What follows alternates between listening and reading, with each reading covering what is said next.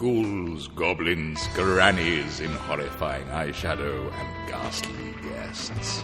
Welcome to the month of Horrotober. Wait a minute. Listen, everybody's heard this intro for the last 4 weeks. This is the 100th episode, for God's sake. The 100th episode. We should do something explosive. Yes! It's the 100th episode of the After Movie Diner!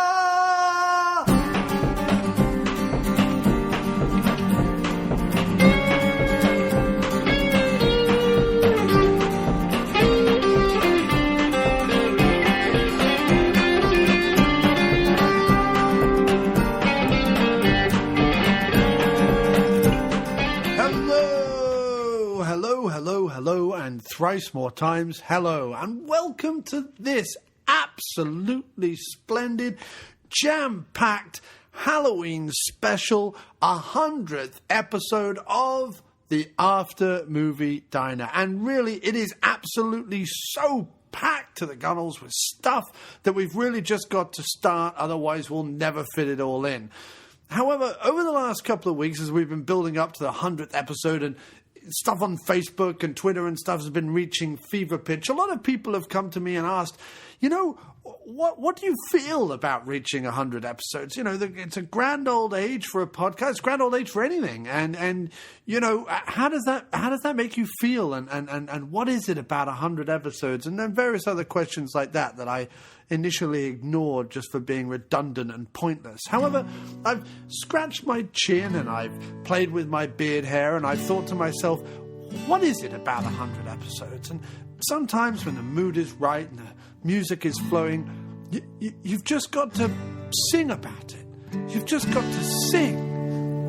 What is this crazy dream world? What is this rarefied air? I've been climbing to the top of a mountain, and I can't believe I'm finally there. Number one, it all felt so daunting. By number 50, we had hit our stride. But now we're up to 100 shows. I can't contain this feeling inside, 'cause this is our 100th show. Well, why do you know we've been at this so long? We've reached the 100. Other younger podcasts just hang their head in shame, because reaching 100 shows is the name of the game. When I think of all the guests we've had on, a tear swells in my eye. When I think of all the movies we've covered, I frantically rub my thigh. When I think of all the songs we've sung, my throat gets tight and sore. But I still say here's to those 100 shows, and here's to 100 more, 'cause this is our 100th show. Why do you know we've been at this so long? We've reached the 100. Other younger podcasts just hang their heads in shame, because reaching 100 shows, that's the name of the game. Just look at what we've achieved, getting cool interviews, and look at how long-winded we've been with all our in-depth reviews. And if we suddenly disappear, well, who would fill our shoes? Only someone with over 100 shows, 'cause you know you gotta pay them dues. This is our 100th show. Why do you know we've been at this so long? We've reached the 100. Other younger podcasts just hang their heads in shame, because reaching 100 shows, that's the name of the game. 'Cause this is our 100th show. Oh, it is our 100th show. Oh, it is our 100th show. Oh, it is our 100th show. Don't you know? It's a show 100.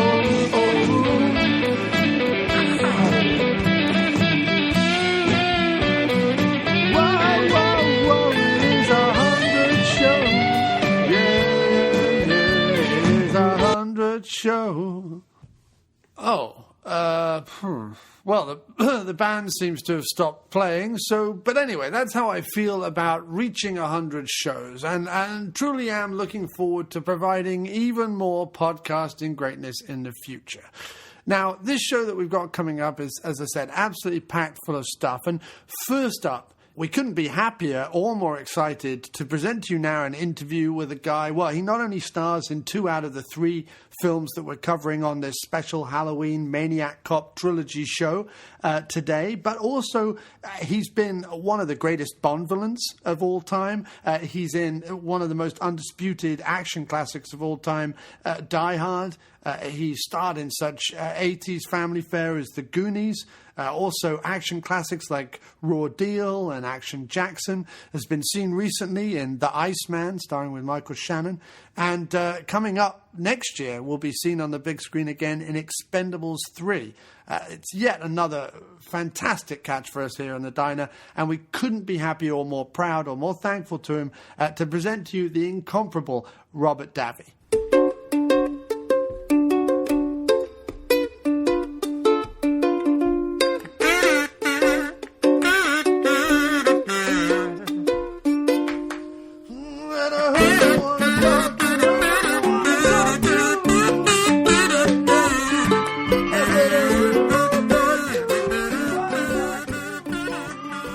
Well, thank you ever so much for agreeing to be on the show. It's really fantastic for the fans of these films to be able to hear from you.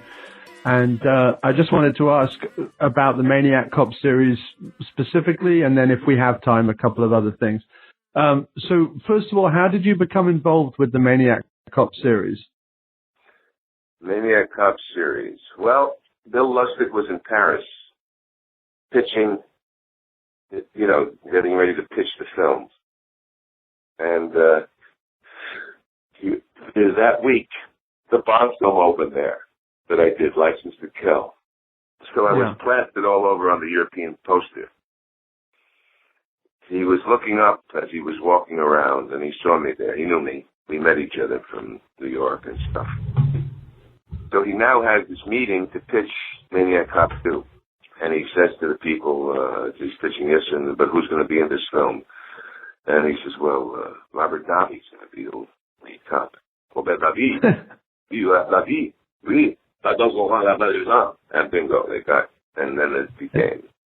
Then Bill Lustig calls me up, and in his inimitable voice, and got in touch with me, and they said, he kind of pitched me on the film, saying, I'm going to do a thing, it's going to be French Connection. Frankenstein meets French Connection.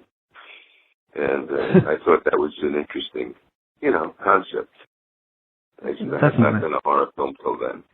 And, of course, French Connection, that reference point, gave me Popeye Doyle in my head. And, but it was kind of hustled me into it. Yeah.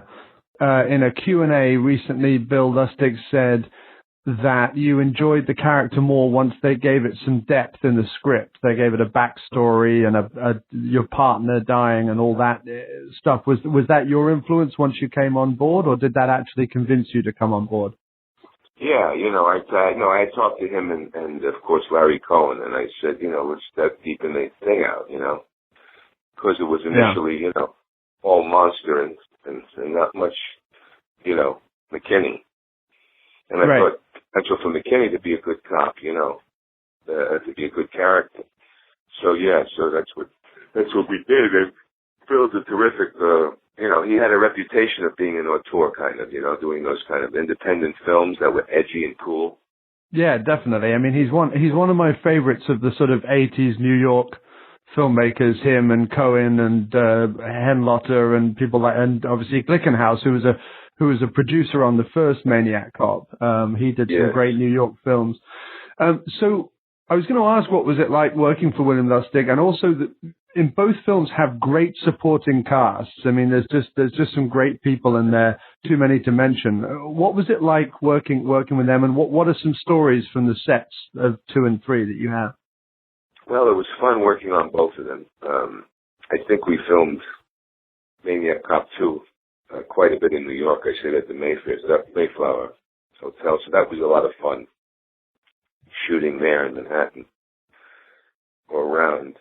And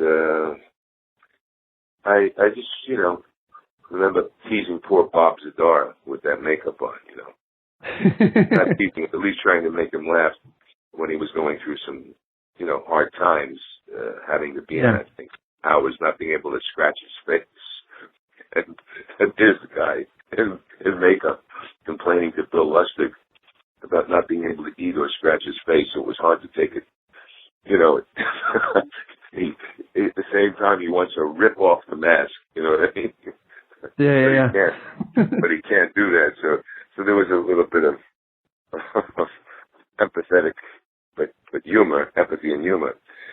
And then the cast, there was always, I had a good rapport with most of the cast, and on 3, I had a great time with Caitlin Delaney. She was marvelous to work with. She was a great kid, great woman. Yeah. And, because in 3 you get that love story, don't you? And sort of a little love story in there, which is always nice. Yeah, I felt so, and they were open and collaborative. That end of 3, where I take his arm to light my cigarette, that was my improv. That wasn't scripted. I said, try this here. I said, watch this. And I remember when we screened it, it got a great response in the theater. Oh yeah, it's a terrific way to sort of end your character as you sort of walk off after you've lit your cigarette. It's fantastic. It's a real sort of B-movie moment. You couldn't do it in any other type of film, Yeah. I also noticed that in part 3, there's something of a Die Hard cast reunion with you, Grandel Bush, and Paul Gleason. Was this just by chance, or did you have something to do with that? No, that was by chance. Maybe the filmmakers and producer at that time, but that wasn't orchestrated by me in the least. Although I did like working with both those guys, and Grand Bush is a good friend. Yeah. Because also I wanted Grand to ask, was like, a lot of Bond. Yes, he was. Yeah, Grand is. Yeah, I noticed he crops up in Bond. He's one of Bond's associates or friends or something in the. I don't know how that was funny how that happened. Yeah, because I mean that's all within a sort of similar time frame, isn't it? Those films. So was it just that you were both jobbing actors at the time and you were crossing each other's paths, or? There was nothing orchestrated that I knew about. Yeah, it just happened. Very cool, very cool. And like a lot of your films, there's a lot of action, especially I'm thinking, the end of 3, but also, there's some gunplay in 2 and things like that. Do you enjoy that, and how much of that do you like to do yourself? Oh, that was a lot of fun. I mean, the coming down the gurney and then shooting through that, I thought that was a classic moment. Oh, very cool. You know what I mean? The shooting through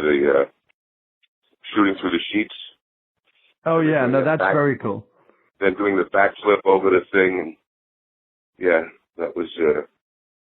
I enjoyed doing that. That was, and coming up with different ideas on stuff. And we couldn't have you on the show without asking about License to Kill. It really, honestly, is one of my favorites of the whole franchise. And unlike a lot of villains, you get to share a lot of screen time with Timothy Dalton as Bond. What was it like working with him so closely and on a project of that size with such a high profile? Cubby Broccoli was just a dear person to me, and he was born in Astoria, Queens. He was a New York guy. He grew up on Long Island, being of Italian-American descent, and so was I, and I think, he took a liking to me. He had seen a movie I did called Terrorist on Trial, the United States of America versus Salim Ajami. And I had met him a year before. We had dinner at the Bistro. And his Richard Maybaum, this movie I did with Sam Waterston and Ron Liebman was airing on a Sunday night. And Richard Maybaum had called up Cubby Broccoli and said, put on Channel 2 right away. He says, I've got it on. He says, that guy, Salim Ajami, that next Bond villain. And Cubby says, I think so too. So they called me in the next day, and they hadn't written the script yet, and they said, you're going to be the next Bond villain. They kind of knew where they were going to go with it, but they didn't, hadn't written it yet. And then that was kind of tailored along to Timothy and I. And was just very, Michael Wilson stepped in and wrote it along with Richard Maybaum. They were very, it was a great experience. Yeah, it's a fantastic film, and working with Timothy. Yeah, that was great working with Timothy. And we took Casino Royale, because there's a great explanation in that of Bond and the villain talking about mirror images of each other, And I always call Timothy the son of Connery and the father of Craig. That's where I put him as a Bond film. That's a really good description. That's when they asked me about that. He's Timothy is the son of Connery and the father of Craig, and he because they went back to Casino Royale with Craig, right? And right. It's funny how there's amnesia in audiences sometimes, because our film, License to Kill, was the edgiest Bond ever. I mean, that really broke pattern. They're just going back to what that was. And unlike... Yeah, I couldn't agree more. Right. And if you think about this, Timothy did 2 films. Daniel Craig has done how many so far? 3. He's done 3. Okay. Now, what did they say about the next film? There was something recently, I think. The one that's coming out after Skyfall? Yes. All I've heard is that the director has decided to stay on board. Sam Mendes is staying on board. Right. But I've not heard plot stories. And I heard that Daniel Craig wants to inject more humor into Bond. Right. All right, so Timothy was criticized for not having that humor. In other words, Connery had that humor, you know what I mean? Yeah. It was very interesting how he came into the scene and how he left the scene, It was very interesting how Connery was able to flip that around. Roger Moore was of a different ilk. And then Timothy kind of didn't embrace the humor too much. But I think if Timothy had continued on Bond, he would have, you know what I mean? The skin wraps around and you become more comfortable in that. And then all of a sudden you're finding other elements to it, And Cubby always said it took 3 pictures for Bond to kind of like emerge, for an actor to emerge as Bond and the audience to accept fully. Yeah, I agree. But I mean, I think it's a crushing shame Dalton didn't get more. He's one of my favorite Bonds, if not occasionally he is my favorite Bond. And it's interesting how that License to Kill, like you said, was much harder and grittier when it came out, and people forget about it for some reason, I don't know why. And Quantum of Solace is, apart from what the villain is doing, the actual revenge plot, or the plot avenging the death of Vesper, is almost identical to License to Kill, or it certainly has a very License to Kill vibe, the second one that Craig has done. Yes, and then they put Skyfall and they give him, a gay Sanchez, or a defeat Sanchez. Right, exactly, yes. That's a good point. I hadn't thought of that like that, but that's a good point. Yeah, because that was no, I'm proud of Bond, and a lot of each over the year getting ranked higher and more important, and being appreciated, and what I did with Sanchez getting more and more appreciation. Yeah, that's great. I think the more that the Craig films can shine a light on what Dalton was doing or trying to do back in the day, that's great. The more that movie becomes better known, because it also comes along at a time where there was that real golden era of action films in the 80s and 90s. And I wanted to ask in a minute, actually, with some of the guys you've been working with recently. I know you did a film with Dolph Lundgren, and now you've been out working on Expendables 3. There was that great era of action, and License to Kill fits right in there as one of those great, 80s and 90s action movies. Lots of great stunts, a good plot, a good villain. It really fits in there with anything that Stallone, Schwarzenegger, and those guys were doing at the time. Yeah. Well, they all look at every filmmaker and every actor and every serious student or Bond films. They go to the Bond films. Bond films were always kind of ahead of its time. And, I remember directors and producers screening in the motorhomes on set before they would be shooting certain sequences or showing and comparing and looking and saying, you remember that here in this Bond and blah, blah, blah, and the tanker scene here or whatever it might be as a reference point for them. Yeah. For me, I've done films with all the guys, I've been lucky to have, a couple of those benchmark films of the 80s from Goonies to Die Hard to Bond is more of the early 90s. Yeah. And obviously you have a fantastic appearance in Action Jackson. Your role in that is great. Your performance in that is fantastic. Thank you. Thanks a lot. It's always, I remember Arnold I did Raw Deal with Arnold, but when we saw, was Action Jackson before Die Hard? I forget. Action Jackson was 88. It was after Raw Deal. It was before License to Kill and Die Hard. It was before them. Oh, okay. I remember, yeah. Because Arnold never liked when it was funny because he always likes the strong characters, bold characters, me playing bold. So he didn't know as an actor I wanted to play, you know what I mean? When Joel said, hey, would you play this character, Joel Silver? Yeah. That it was a bit of a challenge to play that paranoid guy, you know what I mean? I had not played someone that way before. And Arnold was funny about it.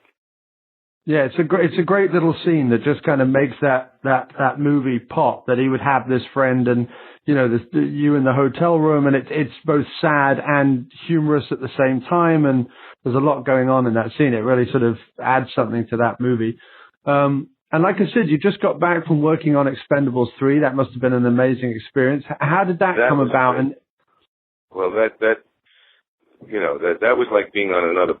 In a way, like a Bond set, because those guys have done 3 already, you know what I mean? So there's now a familiarity with the crew and the way you were treated and the machine that it has, you know what I mean?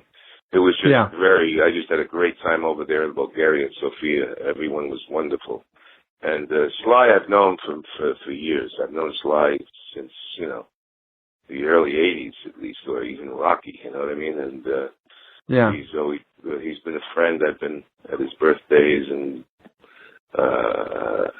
so my 13-year-old, my son will be 13, is a huge Expendables fan and Stallone fan, and Arnold, but he's loves those films, and these kids come over and they have like these Expendable parties. Who's going to play Barney Ross?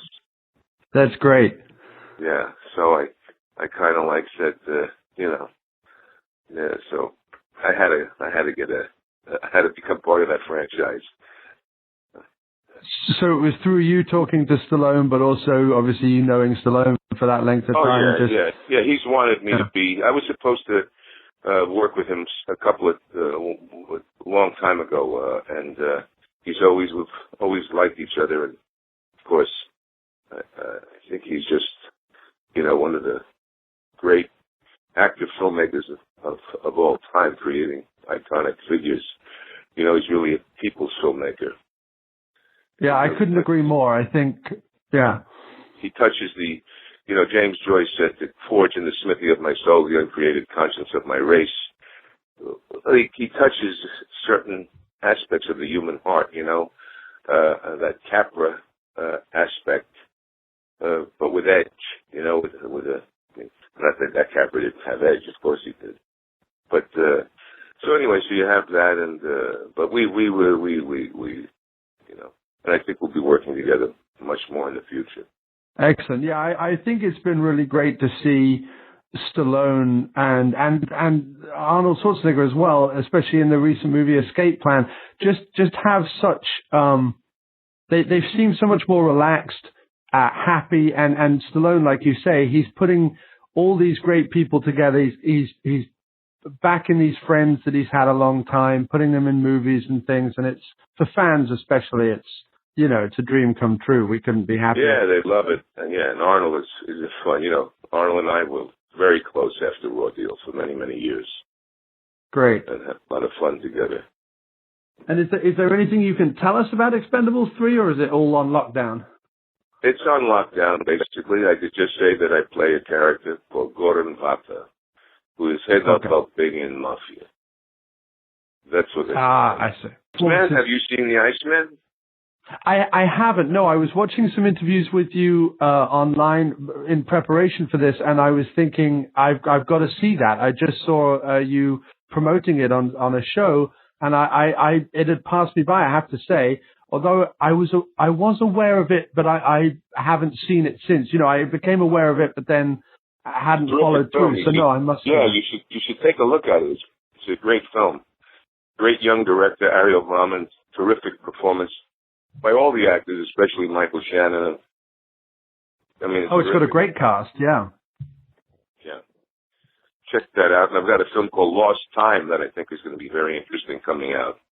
Yeah, no, I'll definitely check out The Iceman. And what's Lost Time about? When's that coming out? Lost Time is, I'm not sure when it's coming out, but I think it's going to be, I saw some footage of it. It's quite interesting.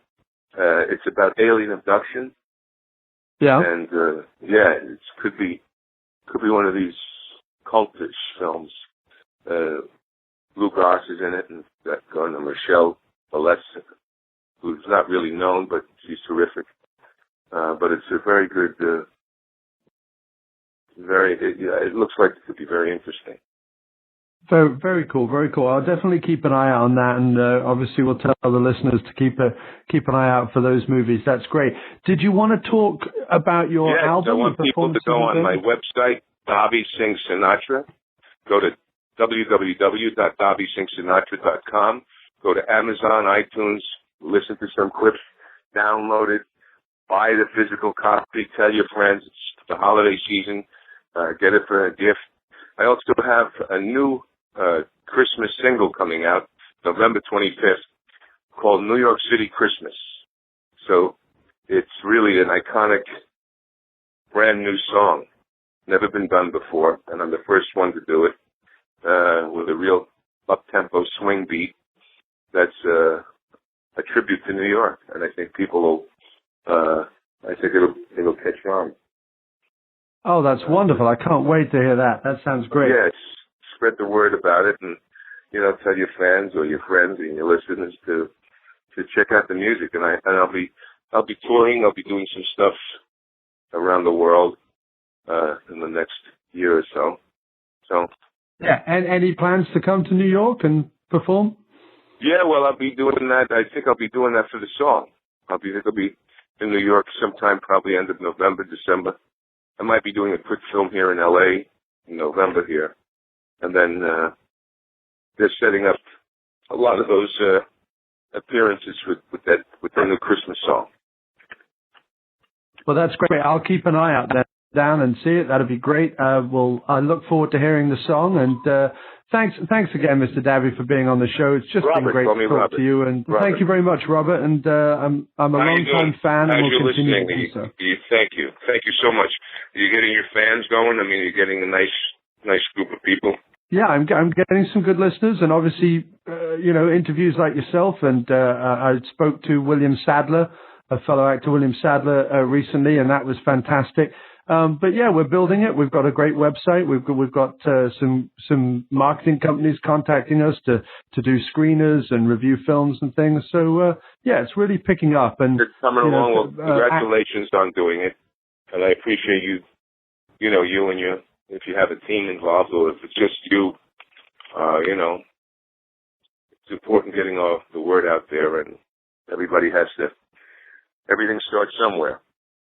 Yeah, indeed. And thank you so much, actors like yourself, supporting shows like ours. It just means the world, and it really helps us with listeners, and the fans love it and things like that. So it's really great. Thanks ever so much, Robert. All right. Thank you, my friend. Greetings and salutations, Mr. Cross. Congratulations on your 100th episode. What a monumental mark that is. Hopefully I'll make it to 100. I don't know. It's possible I could give up in the next 8 or 9 episodes. It's very possible. But there's a couple things that I've got to say for those at home listening that John Cross has brought to podcasting. Well, if you don't know that, when John started off, there was thousands and thousands more podcasters out there, but he literally ruined it for all of them. They just gave up. This guy, Mr. Cross here, he is so fucking crazy with editing. It's mind blowing. He produces his show to the point of nausea. Like I listen to it and it makes me sad about my own show. I'm like, oh, why do I even bother?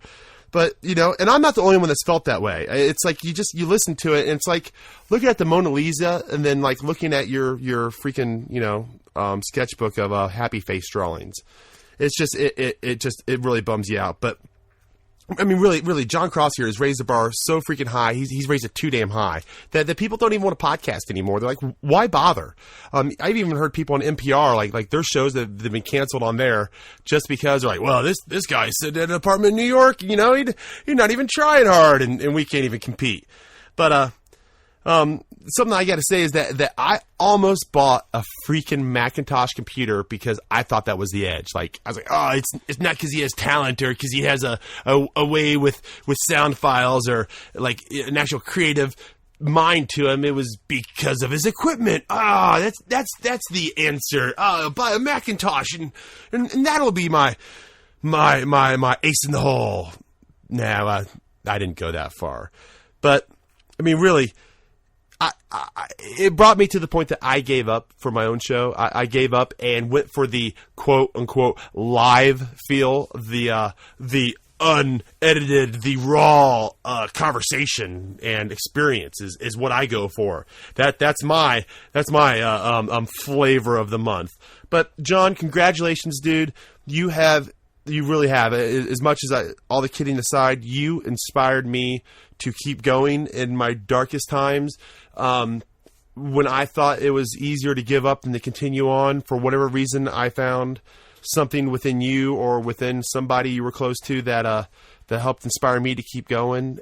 You've been nothing but a friend and a gentleman, and I appreciate that and adore that. And there's very few people over the years, over these last 2 years of podcasting that I call a true friend, and you are that, sir. So congratulations, and I'm glad I can make it as part of your 100th episode. I'm on the internet. You'll be pleased to know that Lewis Cogill from the Traumatic Cinematic Show is now getting the help that he needs and is with the right doctors and the right people that he needs around him so that an outburst such as that won't happen again. So, yeah.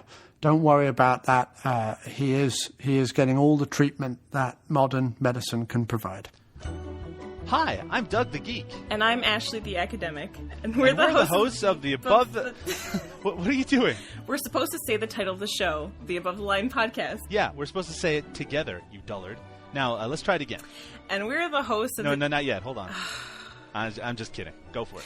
And we're the hosts of the Above...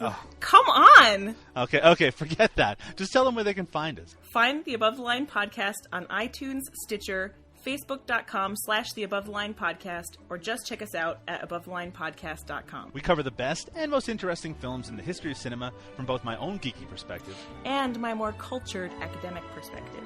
And it's fun. Sort of. Yeah, sort of. So check us out. The Above the Line Podcast. Yeah, you were still off.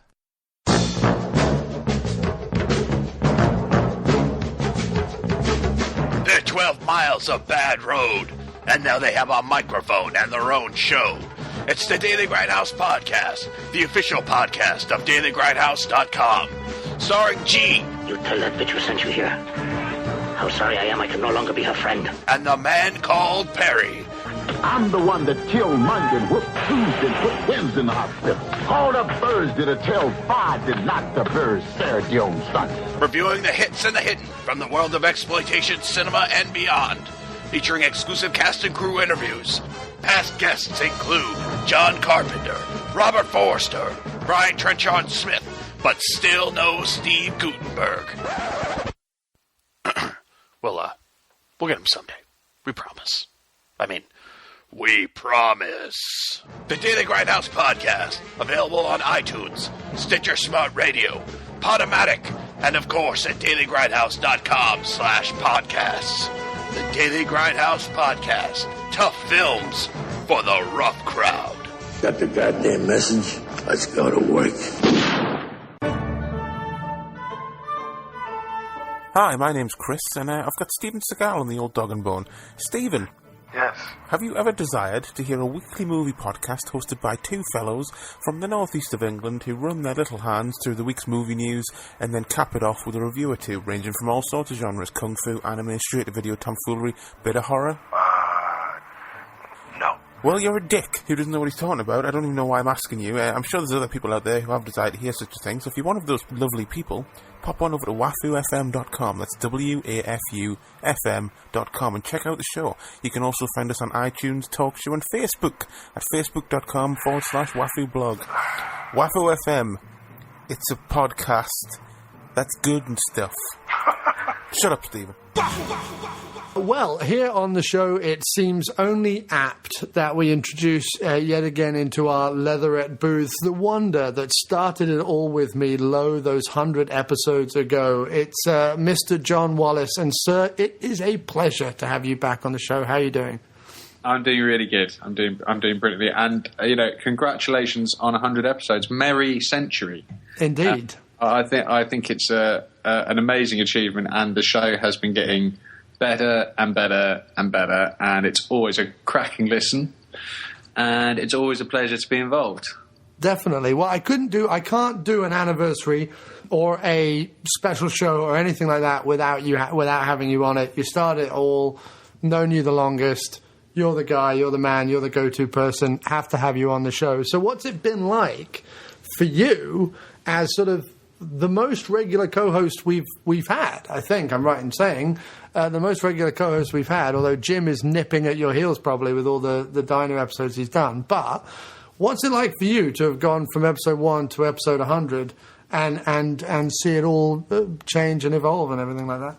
Well, I think it's been absolutely brilliant. I mean, because it started out as just having a good old chat about things like, a couple of new Woody movies and sort of a big sprawling chat about that, and then doing something a bit more interesting with Joe Dante, which still remains a very popular episode, I have to say. It was cracking fun.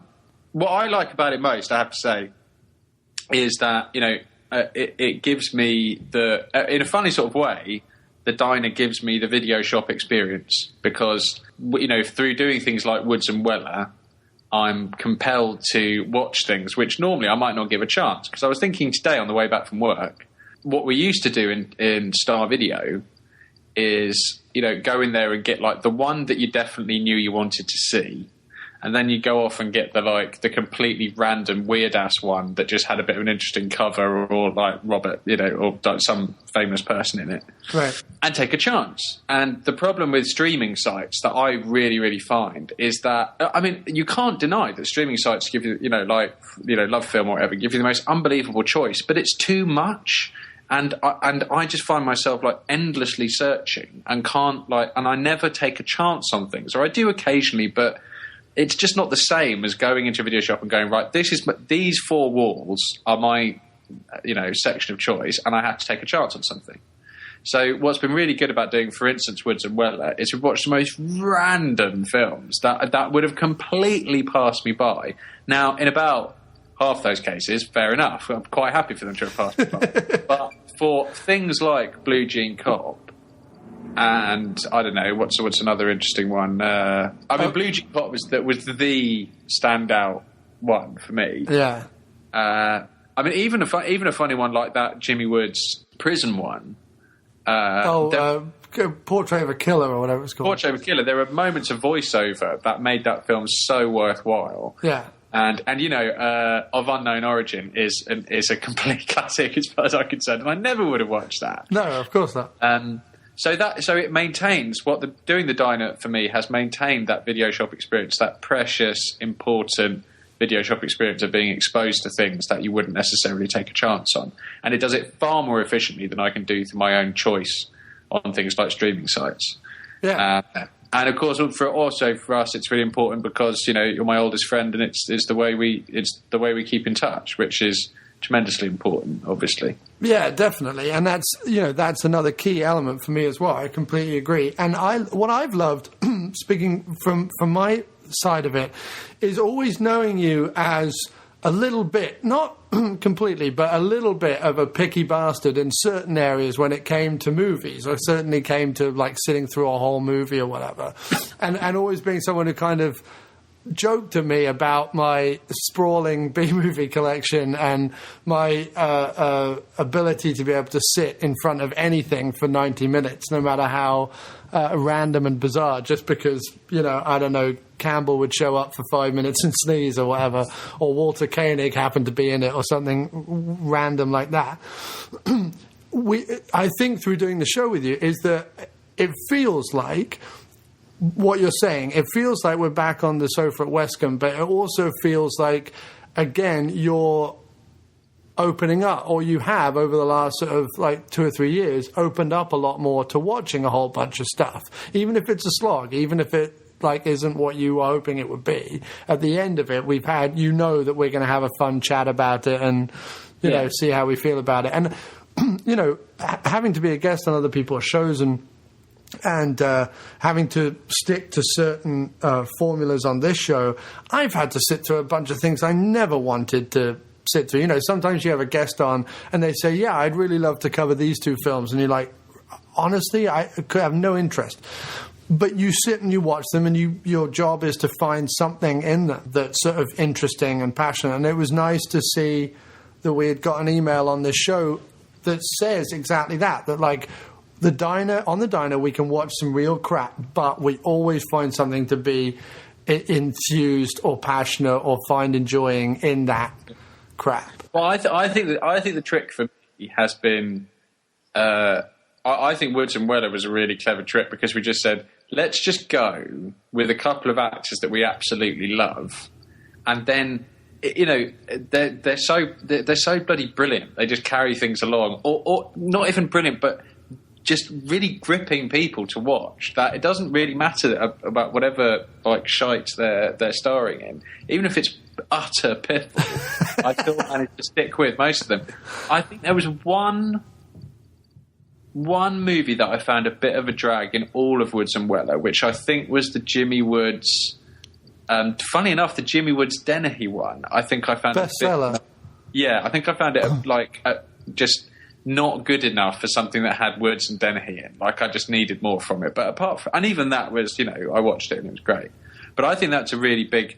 I think that's what's great, and that's why I'm really keen to do like Keaton and Koto, because there are 2 people who I could watch until the cows come home as well. Yeah, which we are going to do. We're going to do Keaton and Koto, and that'll be coming up. Hopefully in November we'll do the first one, or maybe early December. Yeah, that'd be great. And I'd also love to do Stranger in Town and. Oh yeah, of course. Sorry, we're going to do that before we embark on Keaton and Koto. We're going to do tell us what that is. So shows we've got coming up, you and I have got planned in the next couple of months. One of them is Strangers in Town. What's that, sir? Strangers in Town is just an idea I had for like a good, like, thematically strong podcast. We do like our themes. We do, which was just based around. It's like almost my favourite kind of movie is The Stranger in Town. The strange character actor wanders into intrigue in Midwestern Dust Bowl, Yeah.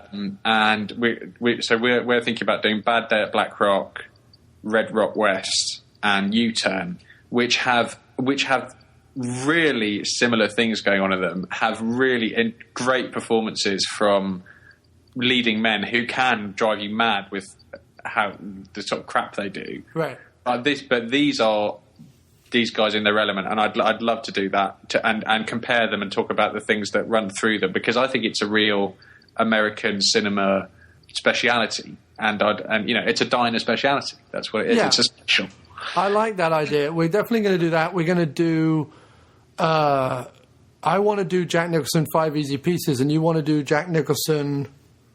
What's the one you want to do? The Sailor, the one where the Last Detail. So we're definitely going to do a Nicholson double bill. 70s Nicholson has to be done at some point, because Jack Nicholson in the 70s was just, as far as I can tell, was just the greatest actor ever. Yeah, I think you're going to love 5 Easy Pieces if you haven't seen it already. So we definitely do that. Your diner on your blog, and you had your 10 best diner moments, the 5 Easy Pieces thing, and I thought, yes, I have to see that film, and I can't believe I haven't seen it. Yeah, it's great. So we'll definitely do that as a Nicholson one, and we'll do many Keaton and Kotos. I'm going to have to ransack their IMDb page for but this time out, because I'm almost disappointed with myself that I didn't buy every Woods and Weller that we watched on DVD. I'm really disappointed I didn't do that. Yeah, so I think I might have to do that this time around, just for fun. Well, I did, because I bought Diggstown and I bought 50-50, which were two of the most random ones. Oh, no, that's the one that was a ball ache, 50-50. You liked 50-50, but I loved 50-50. God, that was shash. But no, still, I think I might have to buy all the Keaton and Kotos. I mean, I don't know what's going to be available, but the other thing I'd say about the diner is that I genuinely like listening to other people's shows as well. And, it's not just about me listening back to myself and going, how wonderful am I? It's about, I really like listening to you and Jim, because, again, it transports me back to my old house and us all talking about movies. And I really like the stuff you've done with David DeMoss. I really like your X-Men one and your Superman one. And I really enjoyed your, what's he called? The serial killer one you did, the 4-hour movie with Gyllenhaal. Oh, Zodiac? Zodiac. I really like Zodiac. With Mark McDonald. Yeah, Mark McDonald, who's the host of his own show. And I loved that episode. I thought it was a really, really good episode. Well, getting back on, because I thought that was great. And I genuinely, I listened to that walking through Green Park, and I really enjoyed it. I thought it was fantastic. You should definitely do more with him. So it's fun, and it's like, there's listen to different contributors and go like, oh, this makes me think I'd really like to cover this film, and I almost want to like race ahead of other people to get in the queue, to queue up various movies that I want to come into the diner and wang on about. Well, that's what I like about all the different guest hosts, is that they've all got their own sensibility. So I get to, and my sensibility is quite broad, so I get to kind of cover a whole bunch of different stuff. With one person I'm doing, full moon B movies from 1983 featuring Tim Thomason, and with someone else I'm doing Werner Herzog, or with you rather, I'm doing Werner Herzog, with someone else I'm doing superhero stuff, and it's just, that's great. It's wonderful. It's what I love. But look, thanks ever so much for being on the show, dude. Thanks ever so much for continuing to be a host on the show, and here's to 100, and here's to 100 more, I guess. Yeah, happy birthday, Dinah. And I can't wait to see where you are on 200 episodes. As I say, I think the benchmark is a Stallone interview by episode 200. So we'll by that time. Yeah. I think it's definitely possible. You think possible, do you? Yeah. Okay. That's good luck with that. Yeah, good luck with that. That gives me... I guess if I did an episode a week, my 200 episodes will come in about 2 years' time. 2.5 years' time. So yeah, and he'll be there.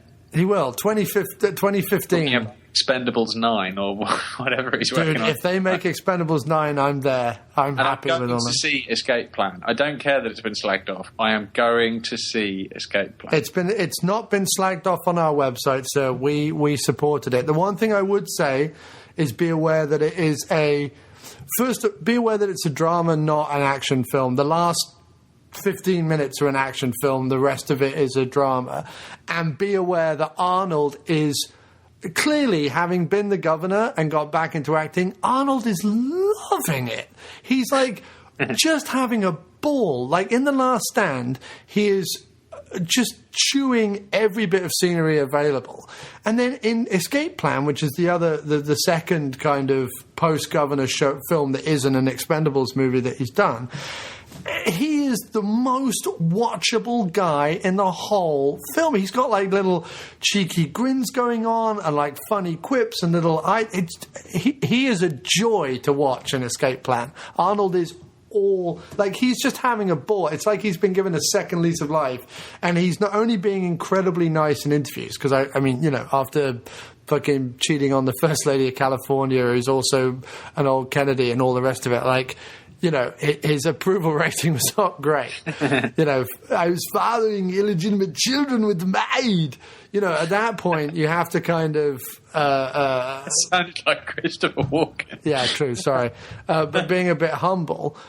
But in interviews, he's being a really nice guy. He's all over the internet doing, like, funny things and being on Reddit and stuff like that. And in movies, he's just having a ball. I defy you to watch Escape Plan and not look at Arnie and go, yeah, he's just having a ball with an old mate. That's exactly what he's doing. I'm going to do it, and I'm going to enjoy it. And the action at the end is well worth waiting for. Good. So I will leave it there, dude. But congratulations again. And, yes. It's a thrill and a pleasure as always, and I can't wait to hear the episodes. Excellent, sir. Excellent. Well, thanks ever so much for being on, and let's talk soon about Strangers in Town. We will. All right, man. Take it easy.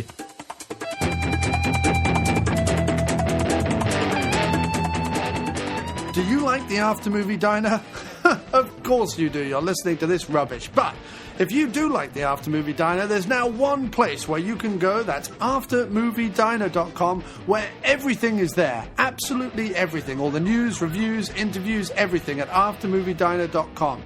But not only stuff from the After Movie Diner, but also all the commentaries, interviews, and reviews and articles and things like that from Dr. Action and the Kick-Ass Kid commentaries. Yes, that's absolutely true. Dr. Action and the Kick-Ass Kid is now part of aftermoviediner.com. So you needn't be looking all over the internet. How do I find these shows? What do I do? Where are they? It's quite simple. aftermoviediner.com. For all your regular and action-specific news, reviews, interviews, and articles, aftermoviediner.com. Twem Nimbley, Norwegian physicist and owner of Grebthar the Wander Spaniel, described my guest tonight as having an intriguing, if not altogether pleasant, face-to-beard ratio. He was forged under the twin nipply canyons of Bouncy and Wax, brought to Earth to fight injustice, killed by a stack of as-yet unordered and wobbling VHS while making a playhouse for him and a tiny horse, resurrected by some drunken naked teenagers during an all-you-can-vomit toga-shedding event, and walks the streets of Connecticut, slaying the good, cuddling the bad, and pointing and laughing at anyone in jeggings. It is said that the internet can't get down and get funky without his permission, and that he owns a fleet of dwarfs that shelter under a large pair of striped pants he owns whenever it rains. Whether that's true or not, he is here with us today to celebrate this, the 100th time that I have had absolutely no idea how to start this unwieldy and, who are we kidding, past it show. Henry Winkler calls him for sexting advice, Brian Blessed weeps openly at the sight of his facial hair, and he loves bacon like a filthy gypsy. It's the one, the only, I give you, the Mo Porn. How am I going to live up to that introduction? Half of that is false. Yes. Well, I have to say, it's the 100th show, so I had to make some kind of effort. And for people listening at home, there's the effort. That's your lot. There's no more effort to be made. And the whole rest of the episode is like going to be no editing, no fuck it, anything. No. Fuck it. Yeah, it's the 100th show. It's all down here from now on. That's the motto of the After Movie Diner. 100 shows. There we go. There was production value. There was skits. There were songs. Not anymore. I'm old. I'm tired, and I quite frankly don't care anymore. That's not at all true. But anyway, sir, how have you been? How have you been? It's been a long time since you graced the halls of the diner. Yeah, not bad. Been doing my thing. Nothing particularly interesting happening. And anything on the cards for Drunk on VHS or No Budget Nightmares, your two podcasts? Yeah, both are, well, I mean, any crossover we have between the two shows knows that I put a little hiatus on both of them a while ago just because of my living situation and things that were beyond my control. So, but everything's kind of... Because you're now working for the government, right? And you're in an underground bunker somewhere in an It's true. And there's no internet down here. They don't want me having any kind of contact with the outside world. And I said, yeah, that's fine. No problem. I have no problem with that. But now that's over. The trial is over, and and I was acquitted. So, I thought you'd become a secret agent. I'd got my wires crossed then. Clearly. Oh, no. I had been indicted. No, by a court of people jealous of your beard. Right. Yeah, they tried to find a jury of my peers, but that's impossible. It's impossible because I'm in New York City, for starters. It's thoroughly impossible. Yeah, they would have had to have flown in all sorts of podcasters. Me and Doug.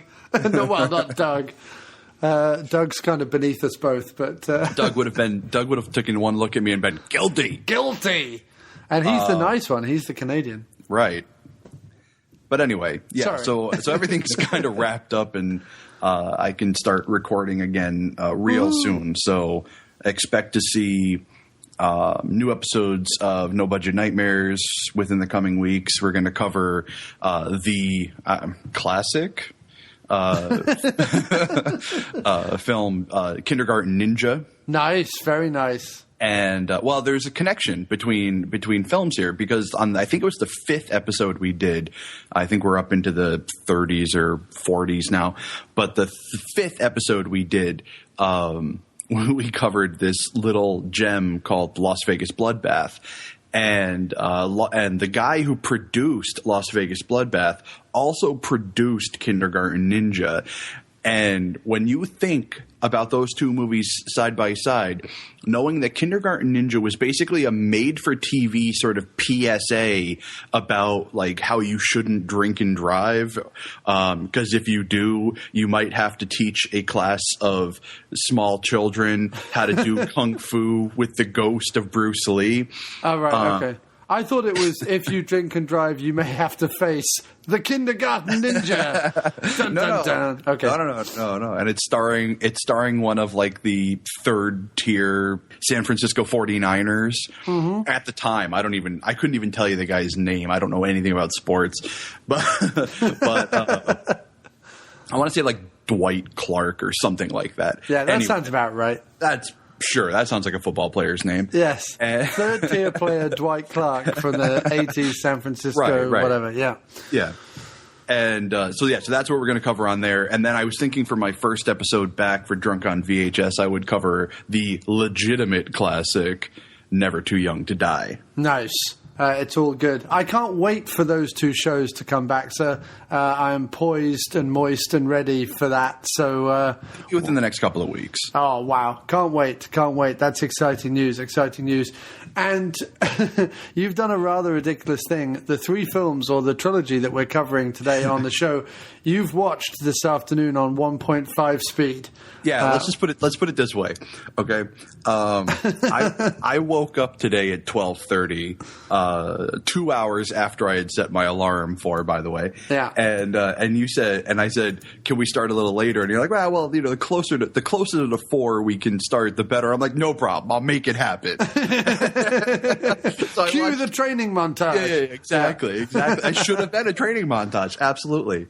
And I popped the first movie in, popped that sucker. I originally started it at double speed, but then realized I couldn't understand anything anybody was saying. And I'm like, that's too fast. So I ended up watching the entire first 2 movies on 1.5 speed, on 1.5 speed. Nice. And very surprisingly enough, I think I was able to take relatively coherent notes on both of those movies. The problem with the 3rd movie is there's just too much happening. Right. There's not enough action where I can just look up occasionally and say, okay, this bus flips, or whatever. Right. It's annoying that when movies have too much going on in them. Sometimes you just want movies to have really very little going on in them. You know, I love extended chase scenes for that reason. There is a chase scene. There's your notes. Right. You know? No, exactly. Or like a Ryan Gosling film where 2/3 of it will be him looking out of a window vacantly. One of these days I'm going to write up some notes for Only God Forgives or whatever the hell that movie's called. Only Ryan Stares or whatever it's called. Right, exactly. And it'll be Ryan Gosling Stares. Yeah. Ryan Gosling looks slightly vacant and pounty. Yeah. I started it. I started that movie once, tried to watch it, and I was just like, I can't do it. I just can't do it. Yeah, I don't know what happened to the guy. He used to do relatively interesting movies and seemed to be an up-and-comer. And now he's just, okay, I'm going to take my shirt off and look out a window. Yeah, exactly. How is this the same guy who did Lars and the Real Girl? Don't know. Or made that really cool album, Dead Man's, what was it? I don't know. Forget it. Anyway, fuck him. Fuck him and his stupid, bland face. Tonight we're talking about the Maniac Cop trilogy, which is quite possibly the most bizarre 100th episode ever. You know what I mean? Yeah. Like, normally a 100th episode would be like, oh, my favourite films, or something. I don't know. It would normally be, I really like this movie. And this time around, we're like, you know what I'm going to do for my 100th episode? I'm going to talk about a trilogy of films starring a man with a softball mitt for a face. Yes. I'm going to start talking about a man who looks quite literally like he's been panel beaten about the head. Robert Zadar, wonderful man. Yeah, his face looks like one of those old stress balls, you know, that people used to like the alien ones where you squeeze the bottom and the eyes bulge out of the top. Yeah, or just the ones that you used to squeeze and they would slowly reform. He looks like his face is slowly reforming, having been squeezed quite a lot. He looks like a non-Newtonian fluid. Indeed. What a eloquent way to put it, sir. What an eloquent way to put it. And throughout the episode dealing with the Maniac Cop trilogy, we have 100th episode emails, comments, and voicemails that I will be reading out and playing and so on. So let's start with one of those. Let's go to the bottom from our man, Mr. Matt Farley, over at Moturn Media, who made such classics as Freaky Farley, Monsters, Marriage and Murder in Las Vegas, and recently Local Legends, and of course the hit, the Amazon.com hit, Don't Let the River Beast Get You, which is available on all formats, I think, right now, at the moment, streaming, on demand, DVD, and everything. So check that out. And he writes, my thoughts on AMD and its 100th episode. My filmmaking partner Charlie alerted me to the Diner's great early episodes about Don Dola. Since our movies are similar to Don's, we sent some DVDs to the Diner, which were reviewed with the appropriate level of respect and humour. Flash forward a year, and John Cross has a cameo in my most recent movie. A few months later, he hosts the NYC premiere of that movie. I'm thrilled to have been able to spend time with such an energetic man who is always eager to share his passion for movies. He's starting to make a name for himself, earning press passes, snagging interviews with bigger and bigger names in the industry, and getting more and more popular. Well, I don't know about that, Matt, but thanks ever so much for saying it. He says, after another 100 episodes, he'll need an assistant to sort through all the screeners coming in from the big studios. I'll be proud to say I knew him when. And if my filmmaking career continues on this trajectory, I might be applying for that job as assistant to John Cross. Keep me in mind, John. And that's from Mr. Matt Farley, the wonderful Matt Farley. Well, thanks ever so much, sir. Wonderful 100th email from you, and the sum of $75 and a lollipop is winging its way to you now in a brown unmarked envelope. So that's all good. Apparently Doug Tilley said he was going to send us something through, but he's still, quote unquote, working on it. So that could mean anything. That sounds terrifying. Well, actually, just a few short hours after I recorded this with Mo, I did indeed get something through the mail from Douglas Tilley. Roll the clip, please. Yes, master. Hello, it's Doug Tilley calling from the Above the Line and No Budget Nightmares podcast and writer over at dailygrindhouse.com, wishing the After Movie Diner a happy 100th episode. You know, it's kind of funny that I wasn't asked to be on this episode, considering I was the star of two of your most popular and beloved episodes. And in fact, to speak on a personal note, those two episodes, they represented very different kind of spectrums regarding kind of the tone. The first episode was kind of contentious. We talked about the two Franco Nero Django films and Django Unchained, and things got a little heated. And it's interesting that I think that was probably the most contentious episode of a podcast I've ever been on. Then just recently, you had me back.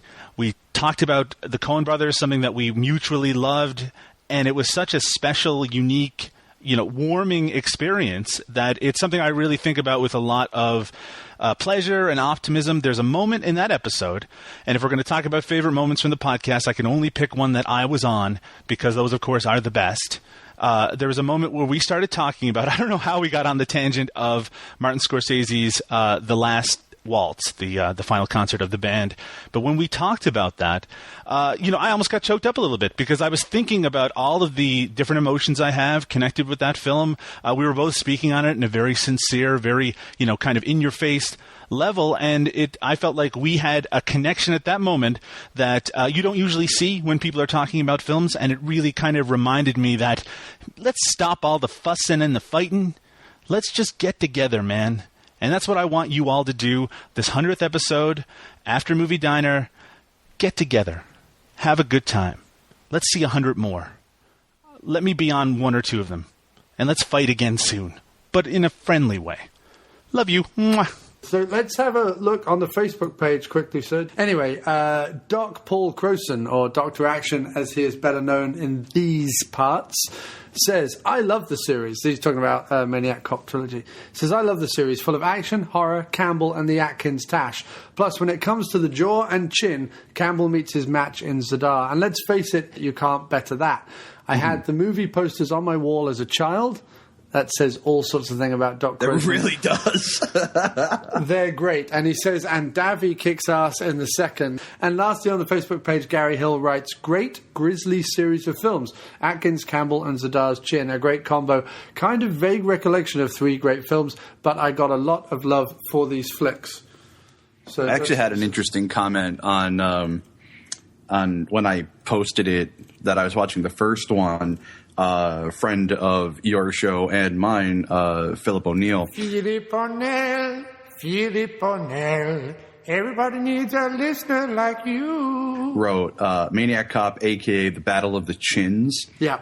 And my response to that, I wrote, it's really more like the chin versus the catcher's mitt. It is really. It's kind of the chin meets the face. Right, exactly. Because whereas Bruce Campbell has a very distinct lantern jaw, Robert Zadar's kind of takes over his entire face. Robert Zadar and the jaw that just won't quit. It won't stop. For the longest time, I thought it was makeup. I'm like, why does this guy want to wear this makeup in every movie that he's in? And then I'm like, shit, that is his face. Yes, that is his face. So, seeing as we just mentioned Philip O'Neill, here is Philip O'Neill's voicemail for this very special 100th episode extravaganza. I'm coming, master. Roll the clip or there'll be no more pudding. Hi, this is Philip O'Neill. And I want to congratulate you, John, on having recorded 100 episodes for the After Movie Diner podcast. That's pretty amazing, I gotta say. Speaking of amazing, the Maniac Cop films. Now, I haven't seen the third one in a long time. I remember that one being kind of pretty lackluster and sort of very uneven. But Maniac Cop 1 and 2, I love. They're directed by the exploitation director William Lustig and written by the great Larry Cohen. They're a wonderful mixture of action and horror. In fact, they're a mixture of the undead serial killer genre and slasher genre and action genre, which is I can't think of any other horror, any kind of film that's a mixture of these two genres. So they're kind of unique. These films. Next you have 1 minute you have slashings, and the next minute you have a car chase. I mean, it's just these movies are it's a lot of fun. They're a lot of fun.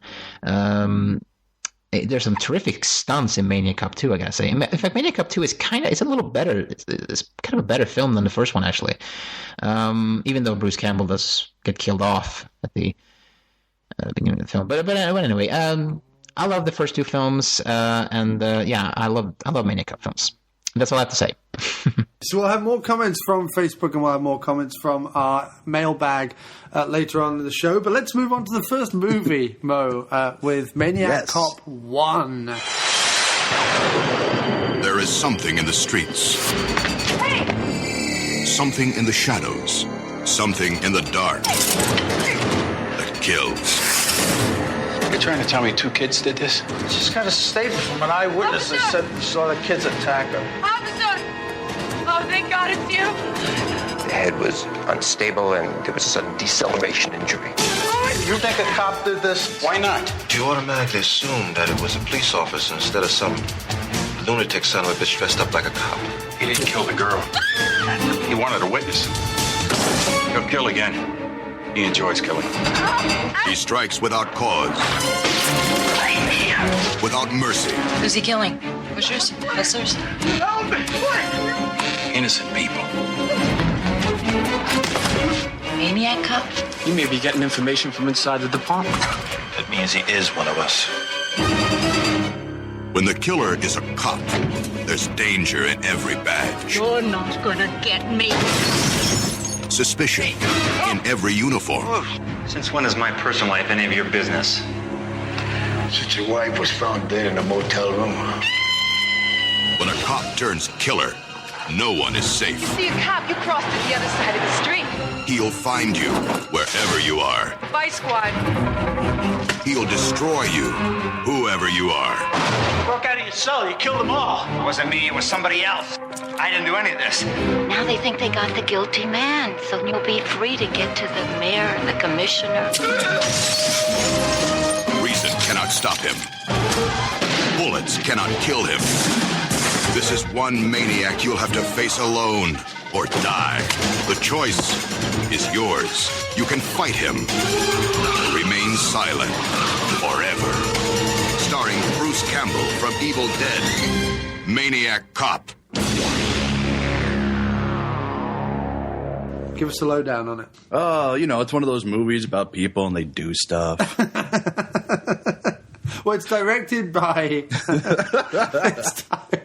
You cunt. It's directed by William Lustig, written by Larry Cohen, him of It's Alive and Q, the Winged Serpent fame. Yeah, what a combination. Yeah, but also the first one is produced by none other than diner favourite James Jimmy the Glickenhaus.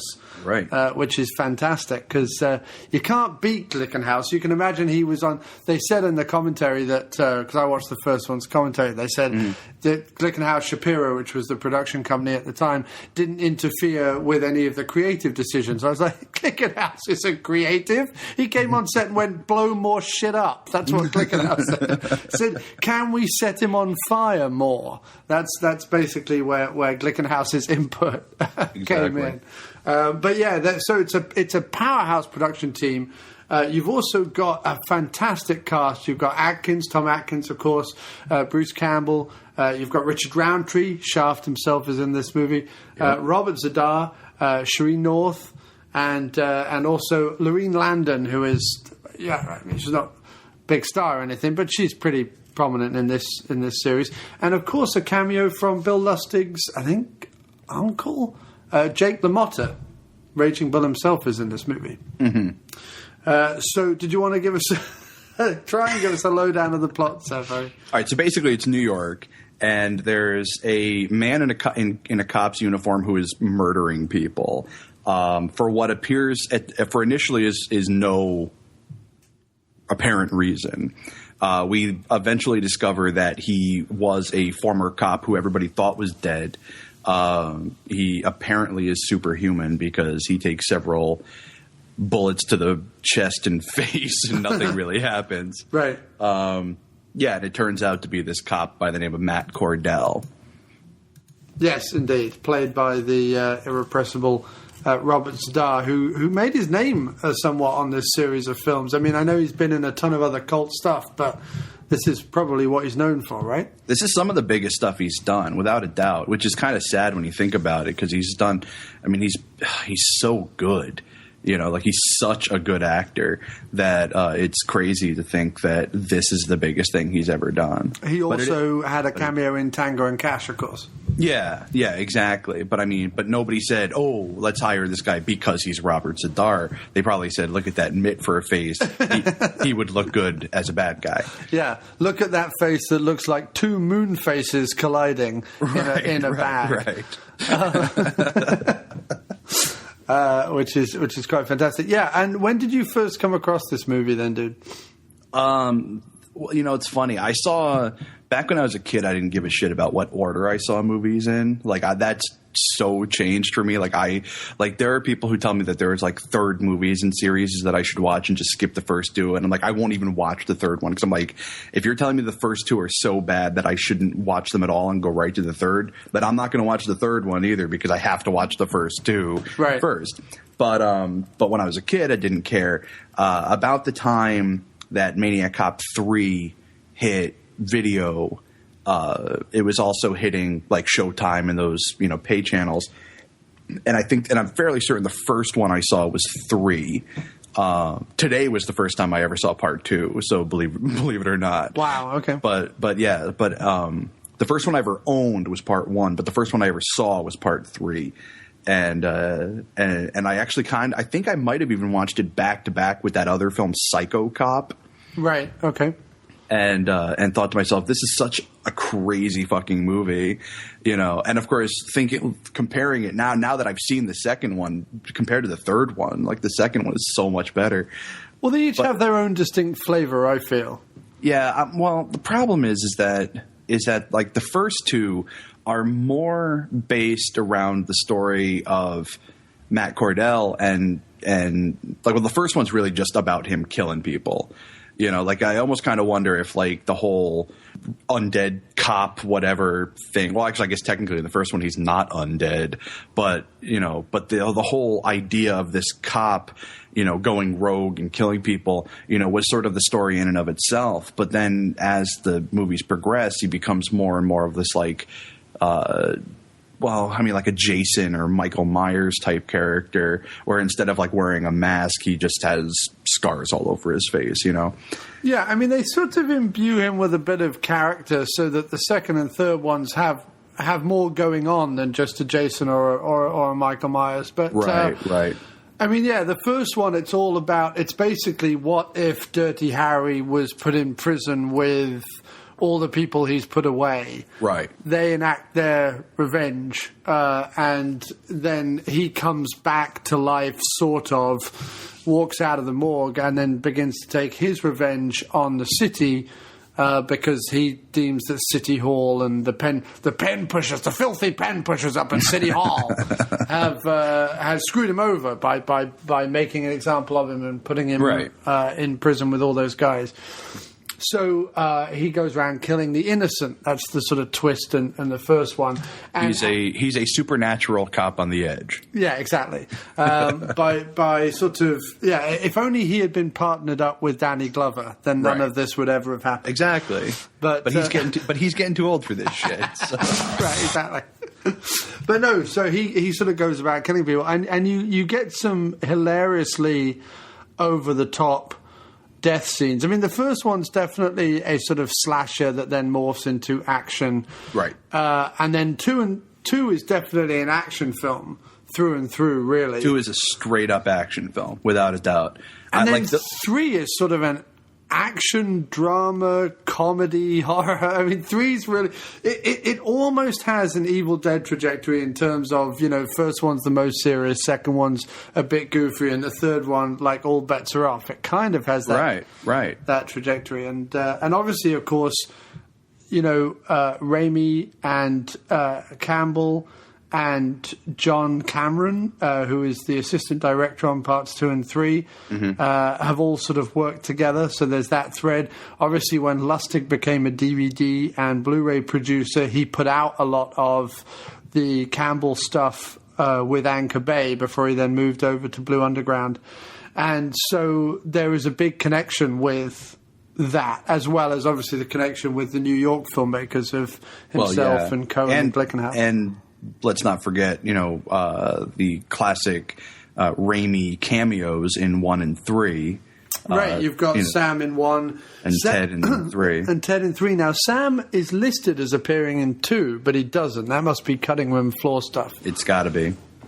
But yeah, it was meant to be. I mean, there were 3 Raimi brothers, so they could have done it. They could have had Sam, how perfect would that have been? Sam, Ted, and Ivan, but they didn't go that whole way. But it's nice to see them pop up anyway, even if Campbell decides at the beginning of part 2 to bow out. Well, I mean, but it still worked though. It actually worked kind of perfect for how they did the film, because they end up killing him off fairly early in the second, and it's a huge shock. Like you don't see it coming whatsoever. Right, and it works because they obviously kill. I'm not going to say spoilers, although there it is, spoilers, but they kill Tom Atkins off in the first one halfway through as well. So let's talk a bit about that, because sort of the first one has this weird thing where who's the hero, who's the villain, what's going on exactly, because part of you can kind of side with Zadar, part of you is obviously siding with Campbell, part of you is siding with Atkins, but they've all got things about them that's a little off, right? Right. Because obviously Zadar is an undead cop, so that's a little off. Who kills people like well, I mean, like jazz trombone players coming out of the bitter end in the village. I mean, you can sort of appreciate the insanity of Matt Cordell. Like you can understand what's happening, especially once his story starts to become revealed, and that he was set up by the cops and this, that, and the other. And I mean that more comes out in the second film, but in the first film, like you just know that that he was dead and that he turned out to not actually be dead, but then he came back and now he's killing people. So you can kind of understand and sympathize with the character a little bit, although he is still flat out killing people. So, I mean, you shouldn't be sympathizing too much with him. But then you really have to sympathize with Campbell's character, because he's the one who they're pinning all the blame on, because by chance, all of the evidence that McCrae has gathered so far, I mean, it fits right in with what's happening with Bruce Campbell's character. Well, because he's cheating on his wife with Lorraine Landon, the enormously haired Lorraine Landon. And just giant hair. Yeah, and she leaves the motel. His wife catches him at it, because his wife's all scared that he's the maniac cop. Right. And goes to the motel where they're having nookie, and on her way out gets caught by the maniac cop and killed. What's interesting about the 3 movies is that it is constantly hinted at that the maniac cop has cogent thought, like is actually putting together plots and actually framing people and actually doing that. He's not just a mindless killing machine, but also that he has some kind of inside sway and is able to do all this stuff. Yet only in the first one is it vaguely explained, which is that he has that girlfriend who works in the records department. Yeah. And that's how he was able to frame Campbell or something, which is all a bit odd. But it's sort of a weird. Matt Cordell, like the character, it's interesting. Like he's almost has a weird sort of Frankenstein, like Frankenstein's monster sort of vibe to him, where where like he's doing it, he wants some semblance of acceptance and love and whatever, but he's still just, but unlike Frankenstein's monsters, he's just murdering the shit out of people. Yeah, and even when it comes to the handicapped lady who he's, dating or who is doting on him, let's say, he, throws her out of a window. Like at a certain point, he's sort of given up on everybody. So the love isn't returned in that respect.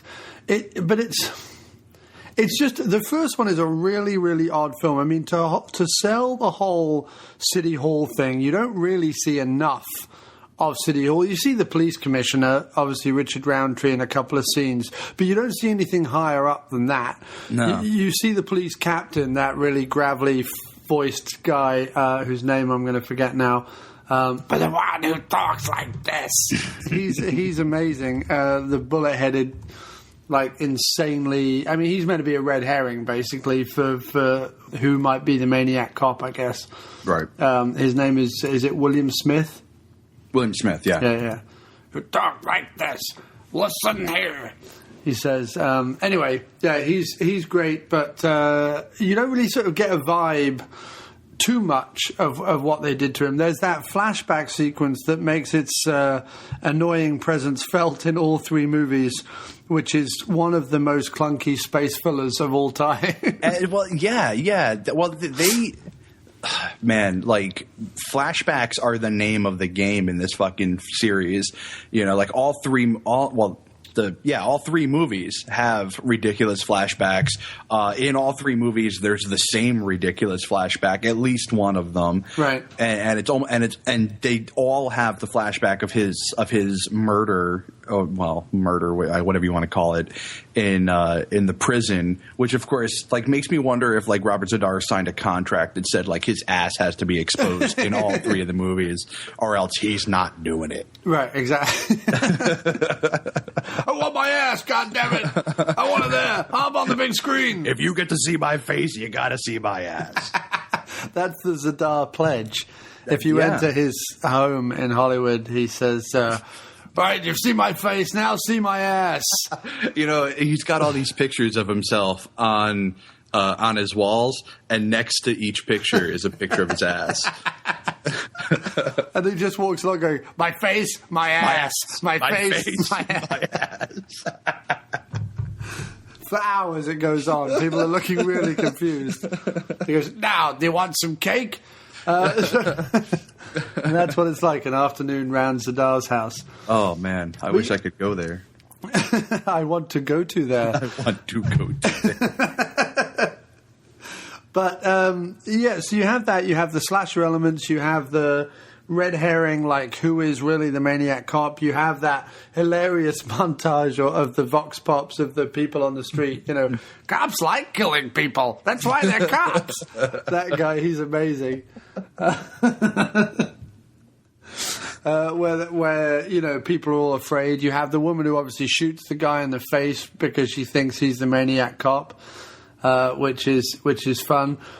So it's sort of trying to do a lot of things. I mean, it's typical. The first one's a typical Larry Cohen picture, to be honest, considering it has, like, everybody in the script is a character, right? Mm-hmm. There isn't just, like, bland bureaucrat number one. Right, you know, it's Richard fucking Roundtree playing the chief of police. You know, it's like the police commissioner. He's like, it's a big deal. It's like a character.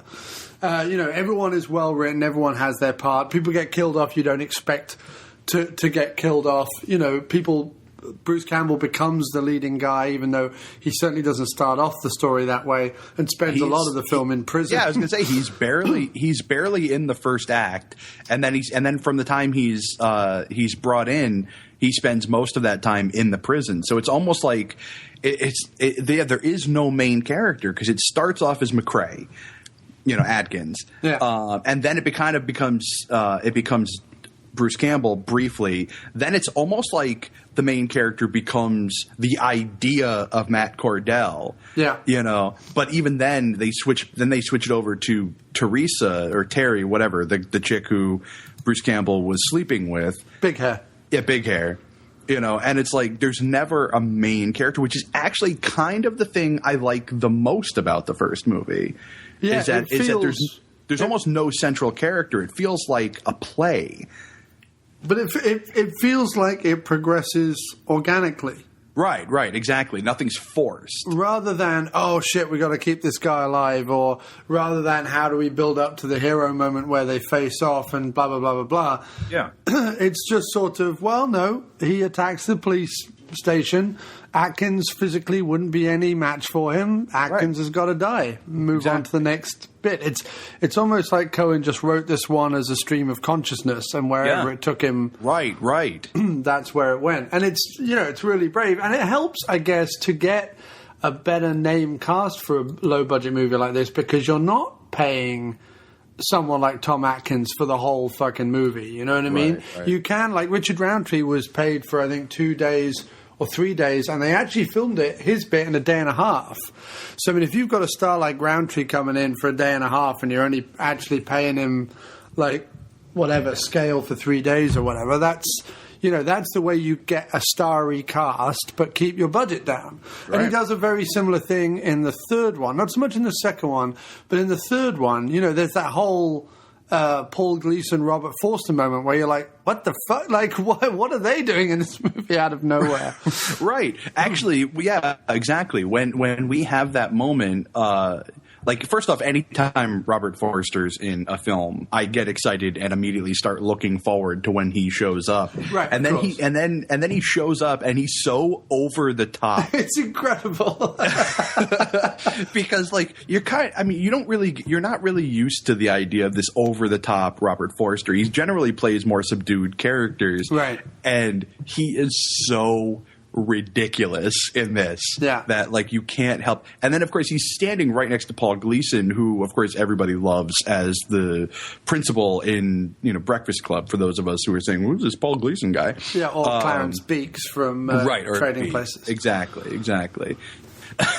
You've seen him do over the top, and he's not really doing over the top. He's doing sort of sleazy attorney or something. Right. He was really playing up the sleazy attorney factor. And the two of them together talking about basically pulling the plug on this is the second. Yeah. Pulling the plug on the female character. We'll get there. Yeah. We'll get there when we get there. Yeah. It's just brilliant. I love it. It's fantastic. One of my favorite scenes. But I think it's a really smart play as far as Lustig is concerned. He fills out the cast with friends of his and, on the crew.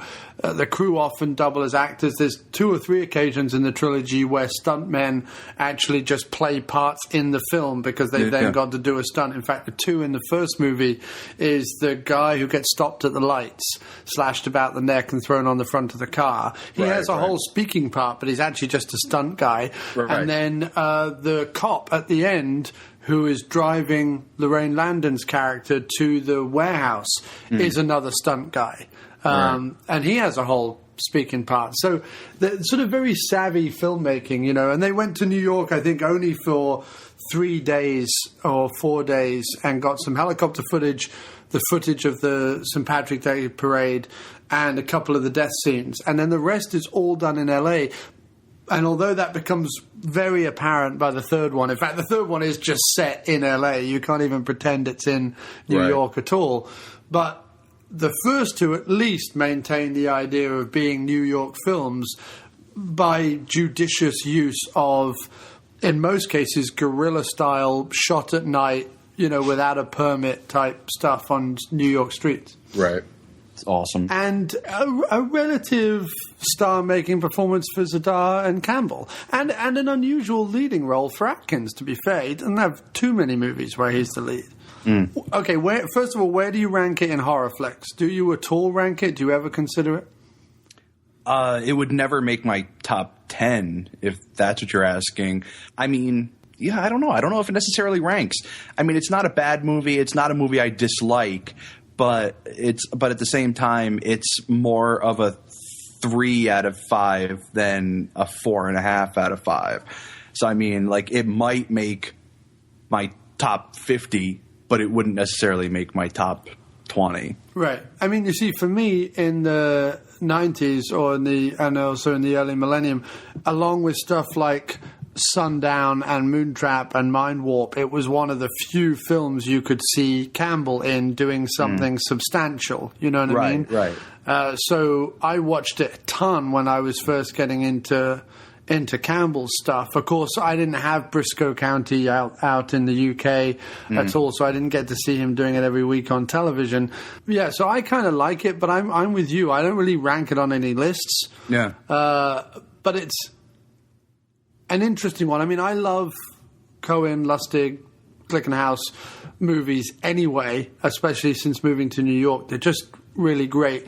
And I love the way... Sorry, go ahead. I was going to say, the funny thing is that there was actually a brief moment in time when I was completely obsessed with this series, and I would watch 1 and 3, obviously, because for some reason, I could never find part 2 anywhere. Right. Because obviously, like, these movies I only own on VHS. So I've owned 1 forever, and then I recently bought 3. And, like, I would catch 3 on TV all the time, but I never saw 2 ever. But I was completely obsessed with the movies for a very short period of time, back when I was just getting into, like, the horror and action sort of film. And there was definitely a time when I would suggest people watch this, and I would always say, and I always pair it with, like I said before, Psycho Cop. I'd say watch the two of them together. It's such a great combination. But that was before I really delved into film and started getting really obsessed with everything. And at this point, I wouldn't even say, it wouldn't even really rank. But again, not to say don't watch it, just to say it's not the best out there. Yeah, I mean, for me, it fits. When I first watched it, I watched it for Campbell. Now when I watch it, it's more that it fits into, obviously, the Lustig thing, but also the Lustig, Cohen, and Glickenhaus thing. You've got... with Cohen, you've got things like God Told Me To, his New York movie. You've got Maniac Cop. You've got Maniac. You've got Vigilante. You've got Glickenhaus's Shakedown or Blue Jean Cop and The Exterminator. And when you kind of put all those movies together, those kind of exploitation B movies that were made in the 80s and 90s in New York, obviously the first half of Jackie Chan's The Protector as well, they all have a very similar, very pleasing vibe to them, and that's now how I watch them. I kind of watch them more as a New York movie, because the other thing that this series has, although like I said, it's not exclusively filmed in New York, is that Maniac Cop. When was the last time you saw a horror movie? And I'm not really counting I Am Legend, but a horror movie filmed in New York, like a slasher movie in New York. It just doesn't really happen. So to me, that's very cool as well. Like, I like that. It also makes it that much more frightening, because when you think about it, like a slasher film set in New York makes no sense. There's too many people, there's too many cops, there's too many people who can get in the way of the killer doing what he's supposed to be doing. Right. So when you get these movies, especially like Maniac, which is so fucking just dirty, and you get these people who are getting away with it, it makes that much more of a dent on your psyche. Yeah, no, definitely. And I think that it's also got that aspect of a monster movie in New York as well. Right. Obviously that's the other one I didn't mention, but you've got Q, the Winged Serpent, which is obviously a Larry Cohen movie that fits in. Obviously, Larry Cohen's been making movies since the 70s, and Bone and Black Caesar and things like that. But in terms of B-movie horror and or monster movies made in New York, these guys, there's really no one else doing it after this. Right. That utilizes also that level of actors, that level of stars. You think of the people who are in, you've got Sam Elliott and Peter Weller in Blue Jean Cop. You've got, obviously Ginty and James in Exterminator and stuff like that. And Christopher George, of course. And so you've just got some really good people being utilized, and it's just a fun little... If you're listening to this and you've not kind of got into those kind of New York movies of the 80s and 90s, really, back when 42nd Street was 42nd Street, it's really time to check those out, definitely. And hopefully this show does that for you. Before the Disneyfication of Times Square. Right, yeah. Before they went, no more hookers, no more pimps, no more grindhouse movie theaters. What I don't understand is I understand the no more... like pimps, violence, whatever, right? Sure. I don't fully understand the no more hookers thing, but okay, fine, no more hookers. Yeah. But what I don't understand is why then tear down the grindhouses and build like a B.B. King restaurant? Like, I don't understand. The grindhouses that were apparently like packed from morning to night with people spending money. But no, we're going to tear those down and make a BB King restaurant where maybe some tourists go to a gospel brunch occasionally. You know what I mean? Look. Guy Fieri needs a restaurant. That's all I'm saying. Right. Exactly. So let's have a few more emails, dude, before we go on to Maniac Cop 2. How does that sound? Do it. Okay. Here comes the postman. I wonder what he has for me. There's something in his big brown sack. I wonder what could it be. This one's from Robert Long. Robert Long from Baltimore. What up, the Baltimore peeps? And he first contacted me way back when we were doing the Don Dola episodes to say, finally, here is a podcast not taking the piss out of Don's films, but actually kind of watching them with some kind of respect. Anyway, he writes, Dear After Movie Diner, congrats on reaching 100 episodes. That is a fantastic achievement. Well, steady on, Robert. You haven't heard this episode yet. It has been a sheer delight listening to John Cross and his co-hosts discussing all types of films, be they independents or blockbusters. The in-depth, intelligent banter is always full of enthusiasm. I think I can speak for the Baltimore area filmmakers when I say that we do indeed love your show and look forward to the next 100. Respectively, Robert Long. Well, thanks ever so much, Robert. It's a fantastic email. What up, the Baltimore peeps? And we'll need to do another. He's going to change his mind when he hears this one. Yeah, exactly. No intelligent banter happening this time around. No, I kind of feel like we've both sort of hit each other at that kind of sleepy part of the afternoon where normally you and I would be kind of resting off a chocolate binge or something. Right. Anyway, got another message from Andrew Buckley. What up, Buckers? He writes, Dear John, the After Movie Diner is one of the most well put together podcasts. Oh dear, yes. I have had the pleasure of listening to. John has entertainment creativity seeping from every pore. I'd admit that, that's some sort of disease I have, not create. Anyway, I'll admit that aside from the interviews and discussions, the comedic content is my favourite piece. From someone who loves British comedy, to find British wit of this calibre on this side of the pond is a true delight and a great inspiration to me personally. Lots of love to John, Dory, and all his wonderful guests and co-hosts. Keep up the great work. Cheers, Andrew. Well, thanks ever so much, Buckers, and big love to you and Nadia as well. Thanks for all the support. I love the comment. It's one of the best put together podcasts, because that's sort of like saying she's really that's sort of like describing a woman by saying she has a really good personality.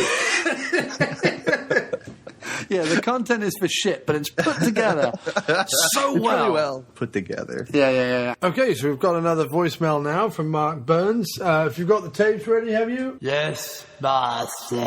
Put it on, man. Put it on. Can't get the staff. Hey, congratulations, John Cross, and all the guests at the After Movie Diner. This is Mark Burns calling from a very wet and rainy Bolton in Lancashire, England. Just want to say, well done. Congratulations once again for reaching 100 episodes. It's quite an achievement, and I certainly hope there will be another 100 episodes in the very near future. Listen to the show all the time, and I wouldn't miss it for the world. I also want to say, have a very happy Halloween. Thanks once again, John. Love the show. And one last one before we crack on to Maniac Cop 2. We've got Mr. Matt Payne. What up, Matt Payne? You know what my prediction for this email is? What? Pain. And we've also, obviously, he is the king of the endless pork. Matt Payne, king of the endless pork. Currently penning his new autobiography, 50 Shades of Pork. So he says to Professor Cross, many congrats and more on 100 episodes of the After Movie Diner. I'm so glad it has been such a success in many ways. And again, thanks for letting me be part of the now classic 40th episode with Sir Mo Porn. It was indeed an honour. And here's to another 100 episodes in the future. Cheers and rock on always. Endless pork rules the world. And in Matt Payne's honour, I am currently dunking my balls in bacon. What about you, Mo? I am currently marinating. Good, excellent. And was the 40th episode now classic? Has it become a classic? No. No. Time will tell, but it hasn't yet. 60 episodes ago, we came so close. We came so close. That was the one where we talked about From Beyond, Reanimator, Castle Freak. Castle Freak. And I interviewed Barbara Crampton, man. Oh, so maybe, I don't know. So maybe her bit of it. Okay, so maybe her bit's classic. But I know that I certainly didn't contribute anything positive to that episode. Oh, not at all, Mo, not at all. I'm sure it was fantastic. I like the way that Matt Payne says, I'm so glad it's been a success in many ways. In many ways. Not always. But such a failure in many others. In many ways, it's successful. Like, you've got one person to listen to it more than once. But you're getting 3 downloads a week. Yeah, congratulations. Right. No, it is fantastic how you can make something seem so much more important than it actually is. All right. What does that say about me, man? I like... The show I've been doing for like 3 years now is only in like 40 or 50 episodes. It says that you have far too many hiatus. Hiati? Yeah. Hiati, is it? Hiatus. I would say hiati, yeah. Sounds fancy. Yeah. I have had way too many hiati. Right. I can't move for hiati in the winter months. Crowding my apartment and covering me in sick. Okay, so we're going to move on to Maniac Cop 2, or as I like to call it, the one with the rap. You have the right to remain silent. He's still alive. Forever. Again.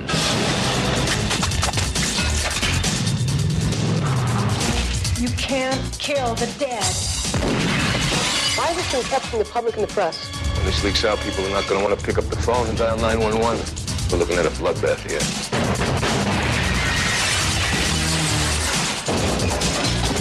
Well, let's not be serious, fella.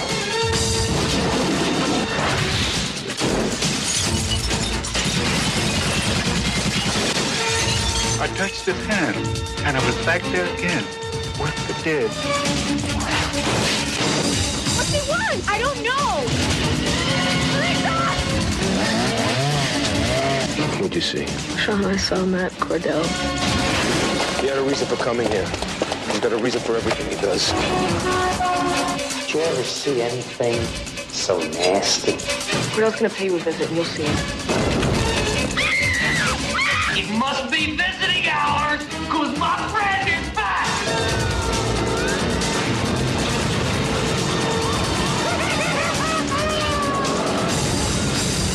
We're getting stronger, but we got ourselves a leader. All the cops in the world can't stop Cordell. You murdered him. You're pushing me too far.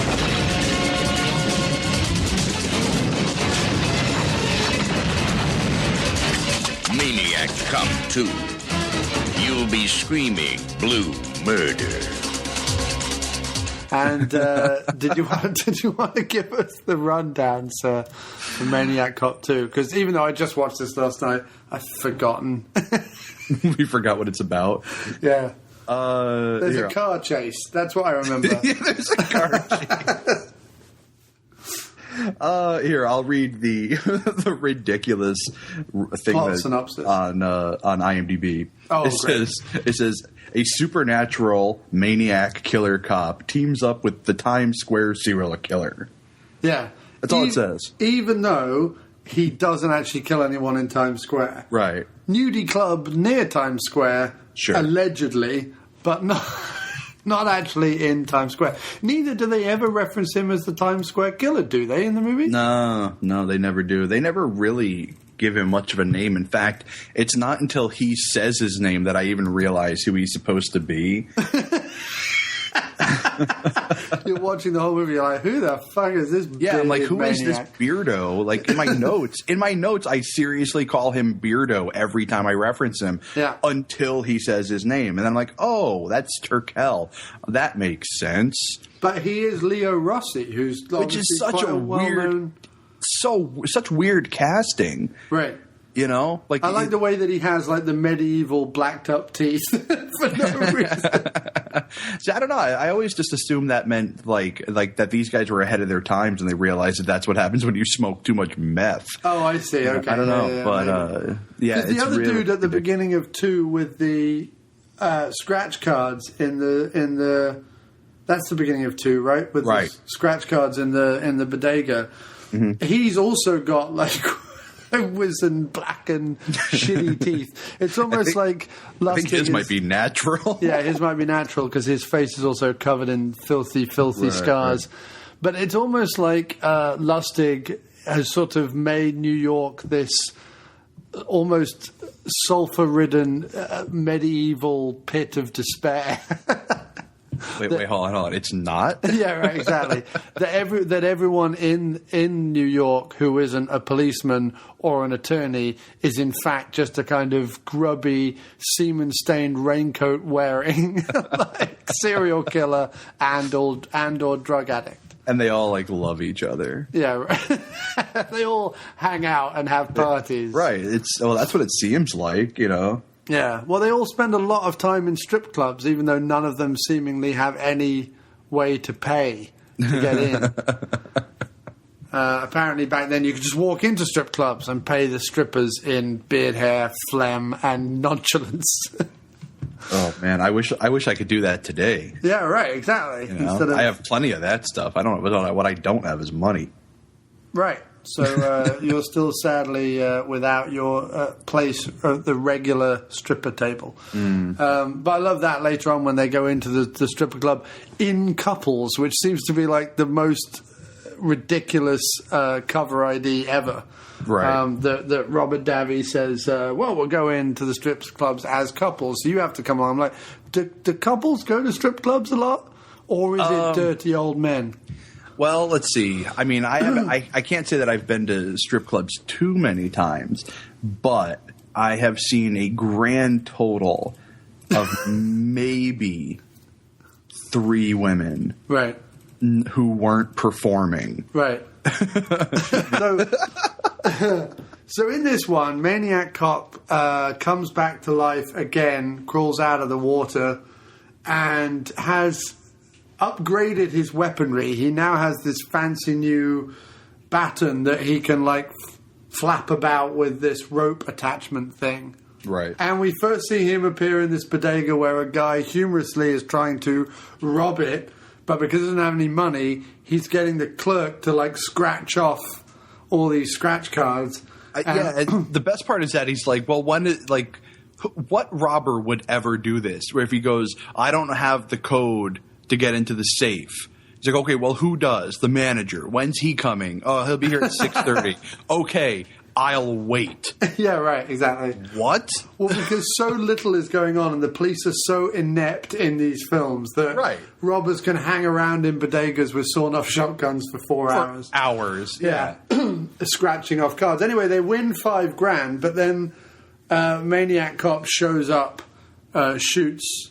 Does he shoot the clerk or does the guy? No. He smacks the baddie down to the ground, and then the clerk has which with probably one of the best lines in the movie starts talking about how because the other guys hasn't officially won it, I guess he won it. Yeah, right, exactly. Yeah. The table's turned. He's like, I guess this is my $5,000. I guess I won it.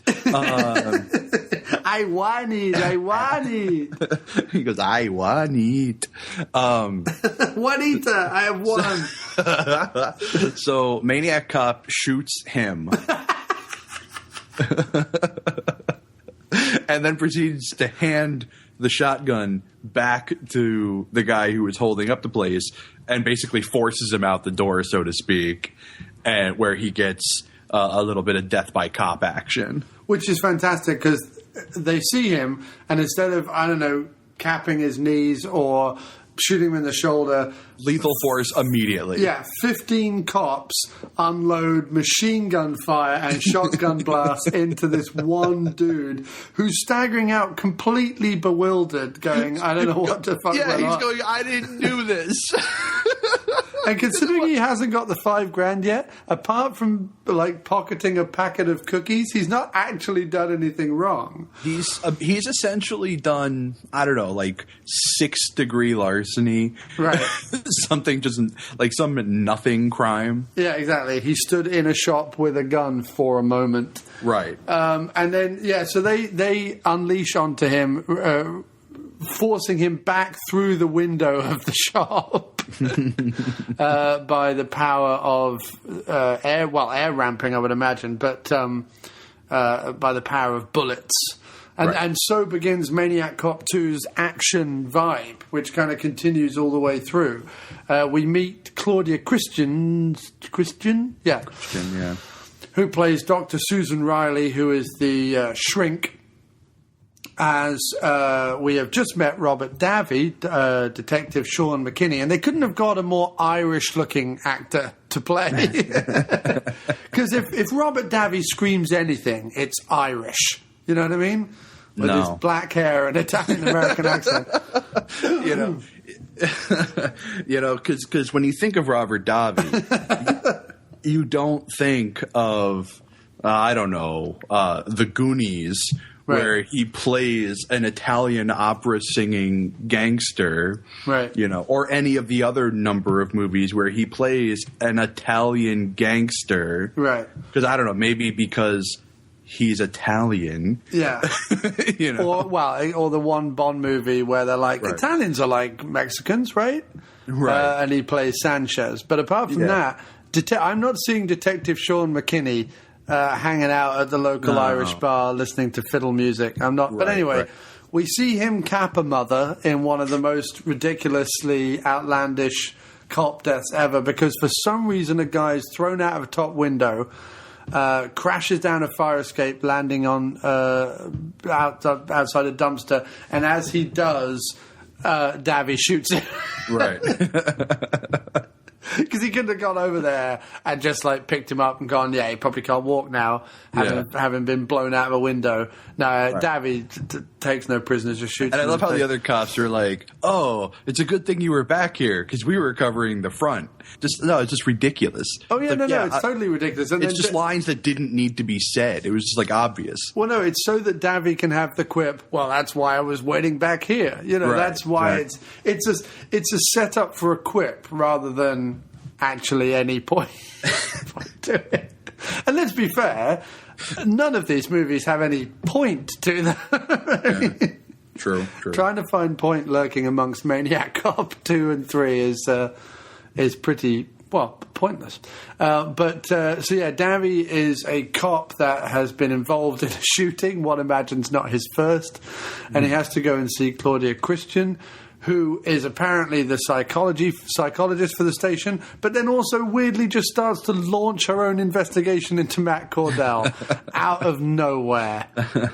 Yeah, it's like he's briefly mentioned once, and she's like, "Oh, that sounds interesting. I should research that thoroughly." Yes, indeed. And then you have Michael Lerner, who's amazing as the guy from City Hall. I love him in this movie. He's incredible. I love Michael Lerner, period. I think he's fantastic. But yeah, he's so good in this, like so sleazy. It's great.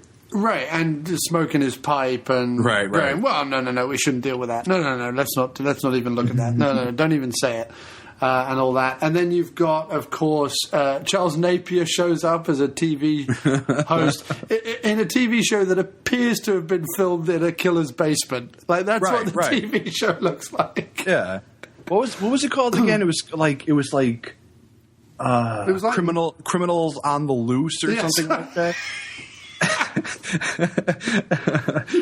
Here are the criminals that are on the loose in your city tonight. If you find them, let somebody know. There's Jeff, the rapist. But so Susan goes on to the show to talk about. Well, she gate crashes the show, right? Well, no, I think she was supposed to be on for something. But she comes on and basically just like immediately goes into the whole Matt Cordell's thing. But she actually says, shut up about the guy who's been killing strippers. Nobody gives a fuck. Like, what about this other guy who's a zombie cop? And everyone's like, what? What?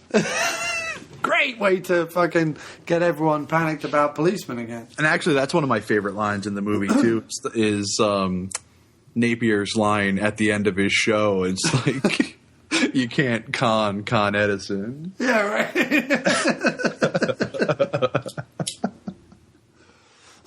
What a great TV show. If only we still had it around. Right. So there's your usual mix of Maniac Cop coming after Davi and Christian. Maniac Cop siding with Hairy Dude for reasons not really explained at all. Not explained at all. Other than Hairy Dude has some rather neat-looking digs underneath a bridge somewhere where Maniac Cop can sit down, reminisce, and he's flashback. He's quite literally a troll under a bridge. Oh, yeah, quite literally. Yeah.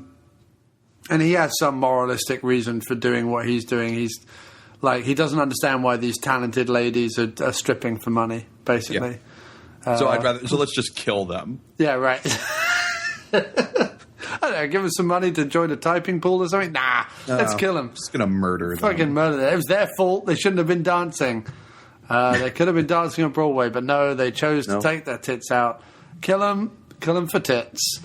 You've really got to hate tits if you're killing strippers. That's what my feeling is. Yeah, exactly. It's like, what kind of man? Yeah. What kind of bearded man? I know, right? It's so annoying that he has a beard. Real manly man type. Yeah. Is killing strippers because they're getting their tits out. That makes no sense whatsoever. It really makes little to no sense.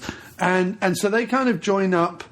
Claudia Christian gets handcuffed to the side of a car that, even though all he did was take the handbrake off, seems to roll for ages, for miles. That's such a great stunt, though. Oh, it's a phenomenal stunt, but I mean, it makes no sense considering all he did was take the brake off. Right. The parking brake. Right. And it rolled down a hill onto a freeway, and then rolled round the freeway at high speed, which it wouldn't do. I mean, literally all she had to do is, as soon as he took the handbrake off, she could have just curbed the wheel and the thing would have stopped immediately. Right, exactly. Or, I don't know, curbed it into another car and stopped it dead or something like that. Right. At which point she would have been like, ow. And then Cordell would have come over and gone, my face, my ass. Murdered her with his ass. With a dagger. My face. Now it's my ass. With a dagger clenched between the ass. Well, he does shit daggers. He does. Now, I know the third one, there's some like weirdly inventive sort of Halloween 2 inspired hospital kills.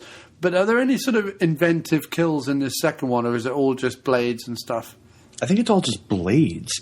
I mean, no. The way you said it was so fantastic. I think it's all just blades. That's not true, though. At the end, there are some really incredible kills in the prison after they Molotov cocktail him. Right.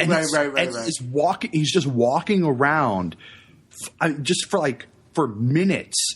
Just on fire, and like everybody he touched just becomes engulfed in flames, and like he's throwing people up onto the second floor of like the prison wing, and then he throws the dude and himself, I believe, out of the window in the prison, and of course because it's a prison. He just blows all the rock out, and it's crazy. It's such a crazy, stupid stunt, but awesome at the same time. I mean, like, the amount of time that stunt guy must have spent on fire to catch those couple of minutes of film. Oh, yeah, because you can only... incredible. William Lustig was saying in a Q&A that he did at the Draft House that you can only set someone on fire for sort of 20, 25 seconds at a time. And, yeah, you're right. The last 5 minutes, the guy is on fire. So they must have done at least 8 or 9 burns, I would imagine. And as if it wasn't hilarious enough that he's marching around Frankenstein, like throwing people against walls and killing people while also on fire, while also having flashbacks, while also being on fire. Like you say, the end of it, he just leans slightly up against the wall of a fucking prison made out of breeze blocks, and it all just gives way, and he falls out. Yeah, which is fantastic. And he then falls down into a van, which then blows up. I love it. It's for the action alone, this film is awesome. Right. I mean, it doesn't have any of the plot of 1 or 3, and it doesn't really have the but it has some really fun characters. Davi's great. Doyle is great. You have Lorene Landon's final moments where she gets to wield a chainsaw. I was making the comment on Facebook after I saw that isn't it just convenient how in every movie, whenever anybody finds a chainsaw, it happens to have gas in it. Yeah, you know, it's not. And here's the thing: she didn't just find that chainsaw in the back of some dude's truck. She grabbed it off of a store display in a place. Like it was inside the store. Like there's no way it would have had any kind of gas in it, but it did. Because of movie magic. But it did. Maybe the store owner was planning to, I don't know, hack up their 1,000th customer or something. Oh. Maybe that was, you're our 100,000th customer. Well done. Yeah, right. I've had it with a stinking chainsaw shop. Nobody ever comes in. And you know what? I gotta say, of the three, I think I enjoyed 2 the most. I mean, now that may have been because it's the most action oriented. It may be because it's the one that has the most breasts in it. I'm betting the second reason. Right. No, I mean, well, I'm not subtle. No. Anyway, but I think because of all that, I mean, it has, and the 5 minutes of a guy on fucking fire. Right. Which has to have been, although Glickenhaus didn't produce this, I like to believe Glickenhaus suggested that for the first movie, but they just couldn't afford it. And when Lustig came back to do the second movie, he was like, yeah, we need to have more dudes on fire. Right, exactly. Because it's a Glickenhaus move. It's what Glickenhaus would do. Totally. He would explode something or have it on fire. So... It always just makes me think of that Big Train sketch with Simon Pegg, where he's like, no, what you've done there is you've gone on fire. Have you ever seen that sketch? No, I don't think I have. He's trying to teach his kid to ride a bike, and they're on like a little tricycle with training wheels, and he's pushing along, and the kid keeps like falling over or rolling down a hill or whatever. And at one point, just because it's a surreal sketch show, it rolls all the way along, falls over, and then ignites. And Simon Pegg just says the line, no, what you've done there is you've gone on fire. And it always just makes me laugh. And makes me think at the end of Maniac Cop 2. No, what you've done there is you've gone on fire. This is also the one where he literally walks into a police station and just murders everyone. Yes. Any movie where a bad guy walks into a police station and literally murders every single person in it is okay in my book. Well, he does it. He does it in 1 and 2. But in 2, we get to see him literally walking through. Like in 2, he's forgotten that he can actually move his hand and open doors. He just doesn't bother. He walks through walls. Yeah. And there's this amazing scene where he's walking through the police station, literally through the police station, glass, wood, and everything flying everywhere, machine gunning people down. That's part 2, right? Yeah, that's part 2. Yeah, and the way he makes himself known in the police station is brilliant. It's probably one of my favorite reveals ever. Right. They're all in the firing range. So keep in mind, this is one man standing on the wrong end of a firing range, like in the darkness back there, because apparently there's no lights in this firing range, and every single person who's in front of him has a gun, obviously, because they're practicing their shots. He shoots every single one of them before any one of them realizes where the gunfire is coming from and can stop him.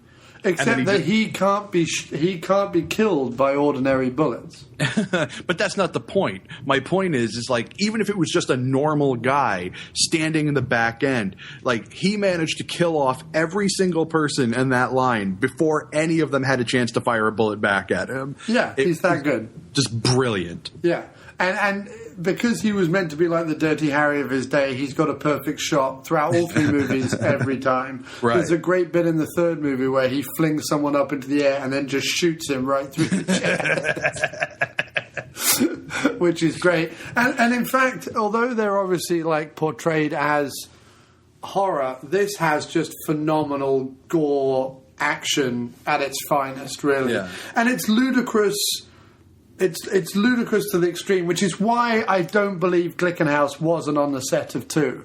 I mean, because Glickenhaus, for anyone who's seen, Jackie Chan's The Protector or Shakedown or those movies, or The Exterminator even, Glickenhaus excels at that kind of lunatic, pointless action. Like in a Glickenhaus movie, you don't just get shot in the chest. That bullet propels you through a shop window, through to the back of the store, where you then explode. That's what happens. You don't just walk around with a gun. You walk around with a flamethrower. Right, exactly. Yeah. So, very much inspired by that, and all the better for it, I think. Right. I love Part 2. I mean, there isn't one of these movies I don't like. I can't really sort of say that one is better than the other, to be honest. Me personally, because I like enough of all 3 films that they all kind of give me something worth watching. Sure.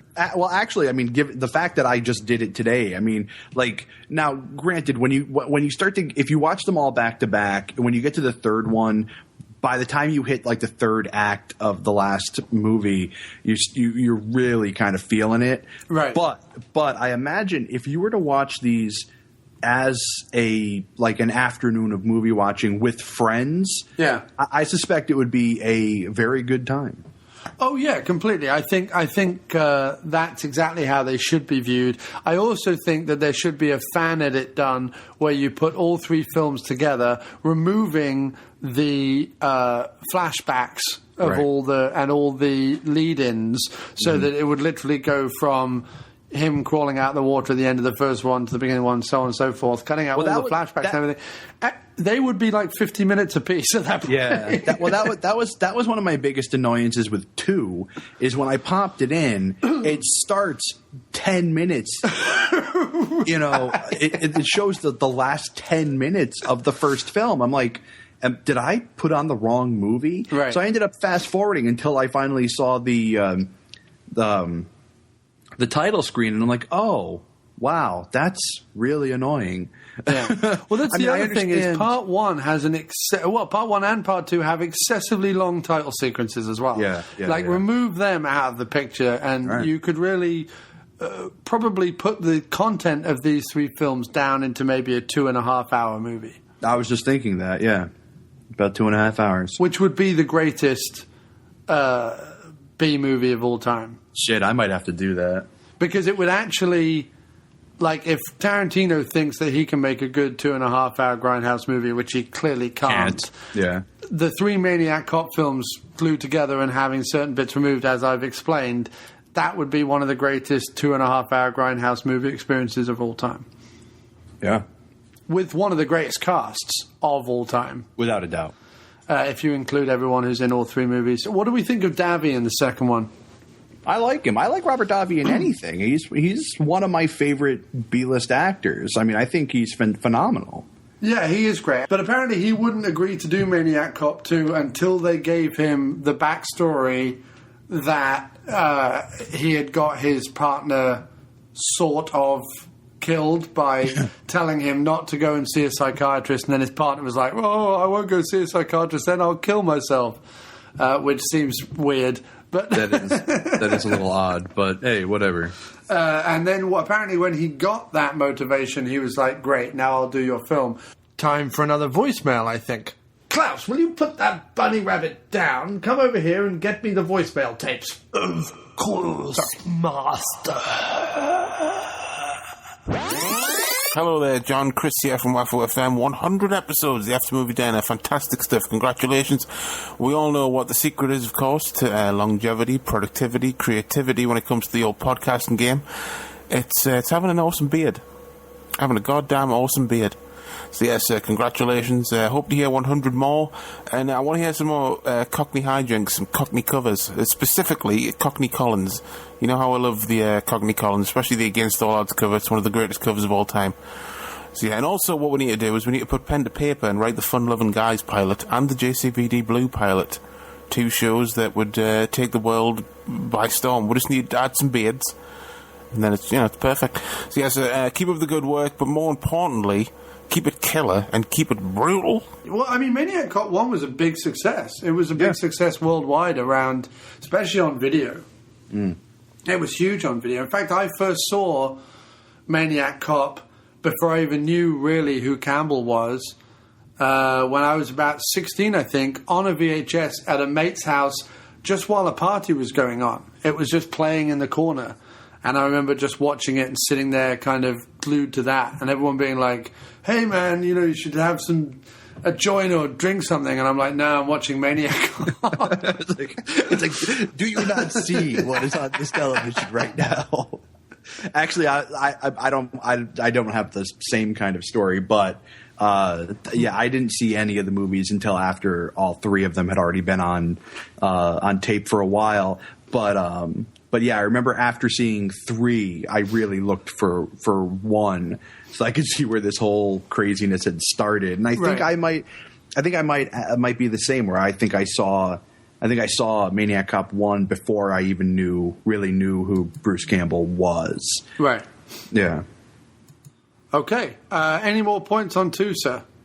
It's the one with boobs. It's the one with boobs, and I'm not going to rate them because ultimately, as I said before, I like all 3 of them. I'm not gonna. I mean, but I think they should be watched back to back. I don't think you can just watch one and just be like, "Oh, that's enough." I think you need to get the full Maniac Cop fix. Well, now that I've done it, I agree with that 100%. I think this is a trilogy that was made to be watched back to back. Yeah, indeed. On 1.5 speed. Yes. Although there is. Does that mean like everyone speaks quicker?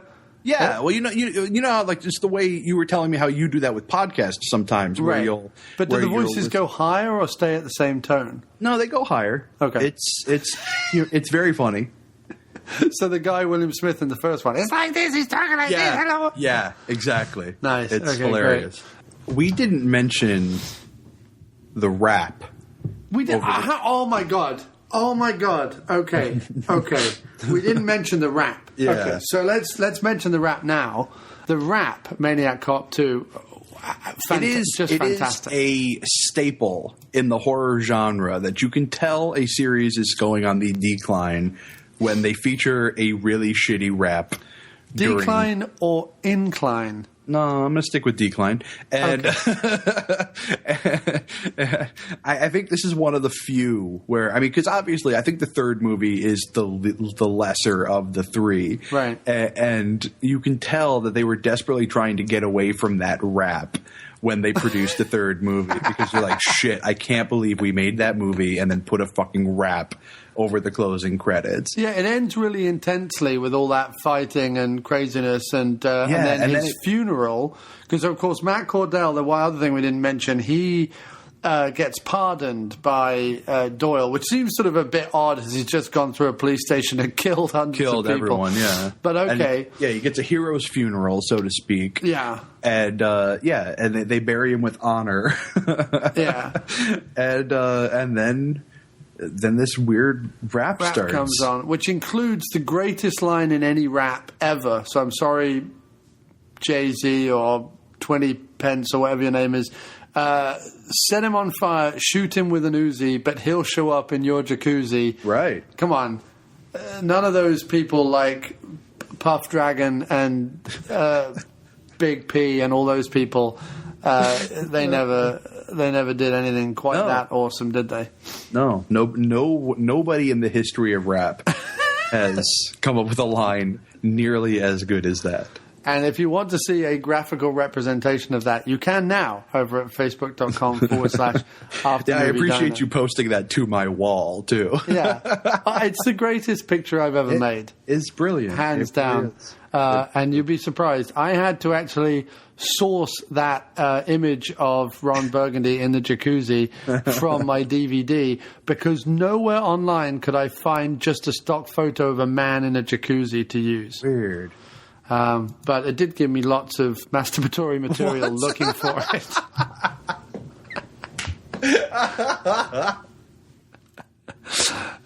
So that was good. But yes, the rap. Did you? Well, let's play some now. Let's sit back, Mo, and listen to the rap. Yo, wait a minute. just sneaking around the corner. Here we go, here we go. I think it's the Maniac. Hold up.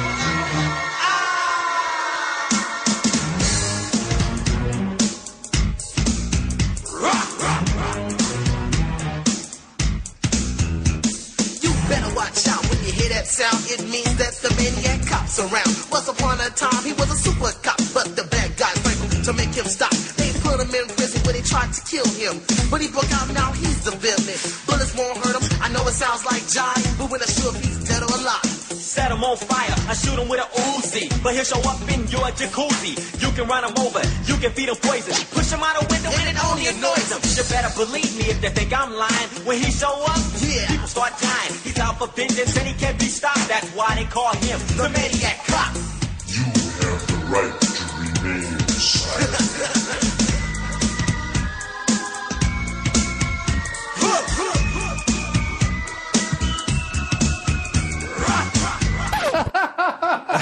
What a great rap. It's so ridiculous. So ridiculous.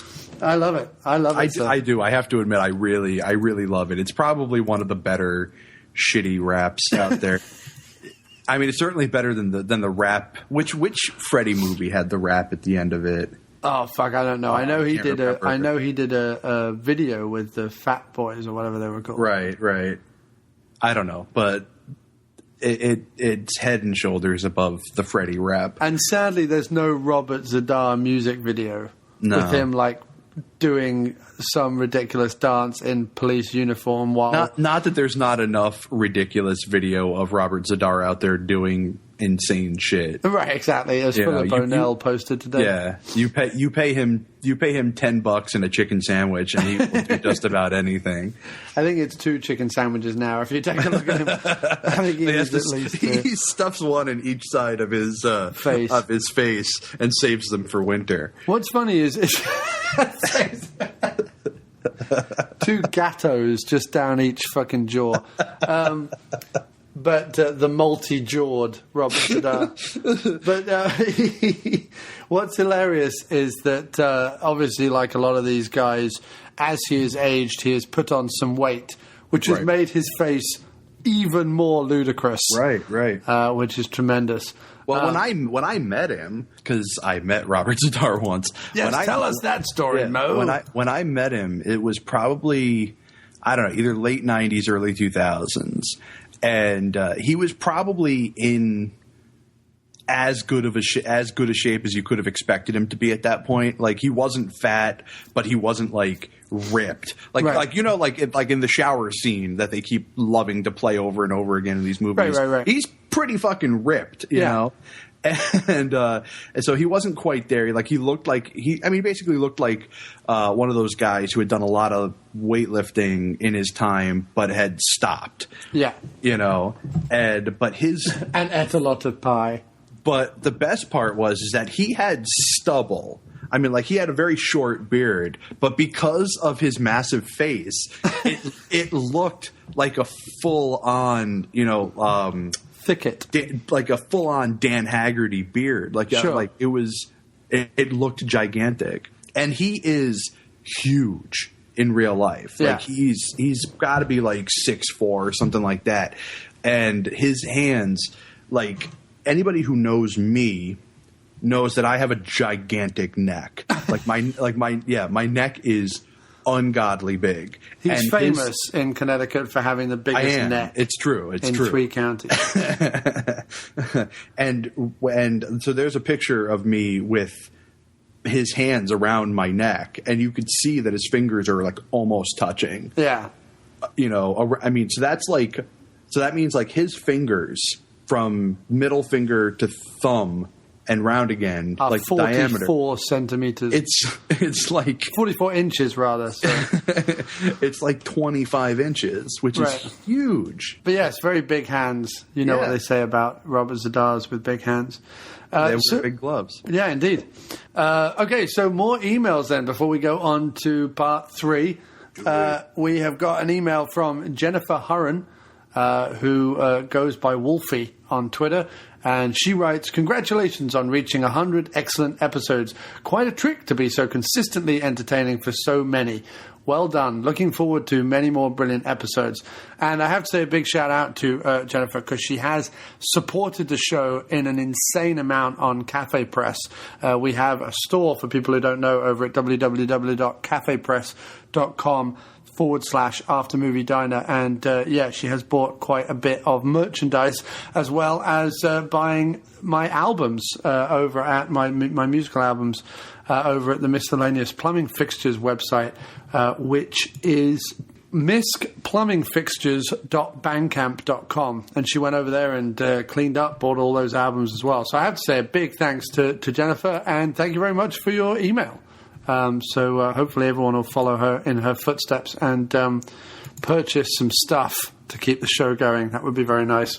So here's another email that we got from Chris Salt, who I looked into and internet stalked in a quite creepy way, and found out that he makes little Lego animations under the name of Oblong Productions or Films.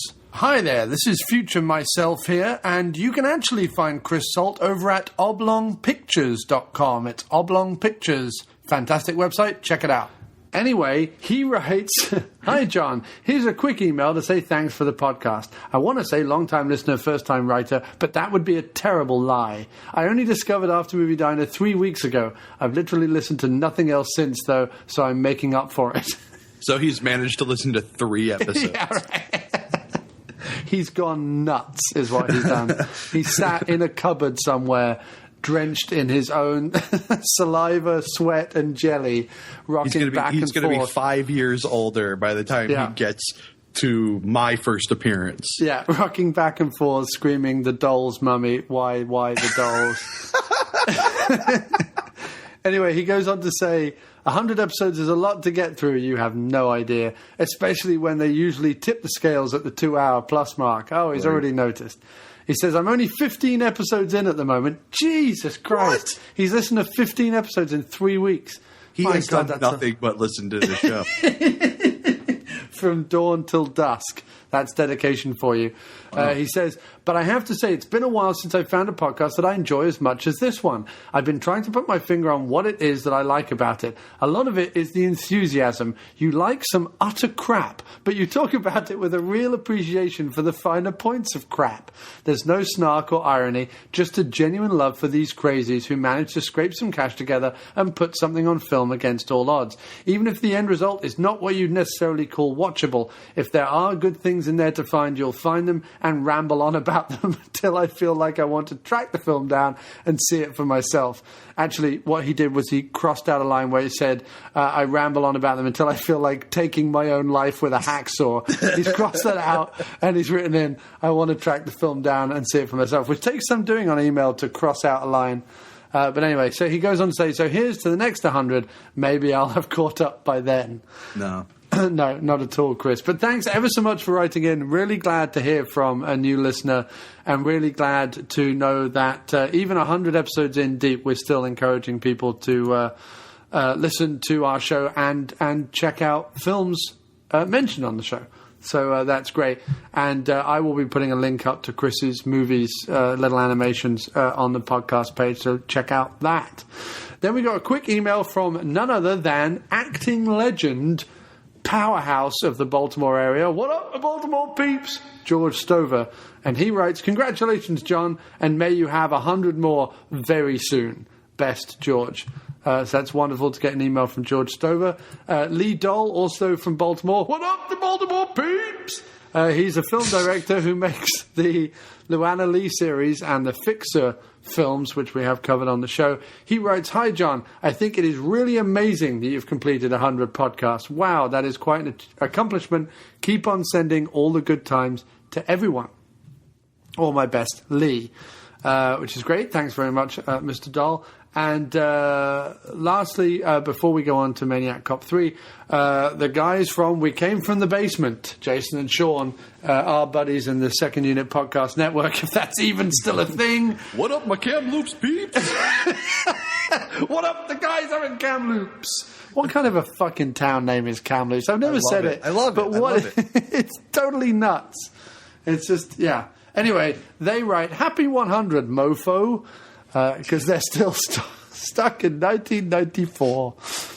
Bless them, up in Canada. They still don't have colour televisions. Especially like Kamloops. Anyway, sorry.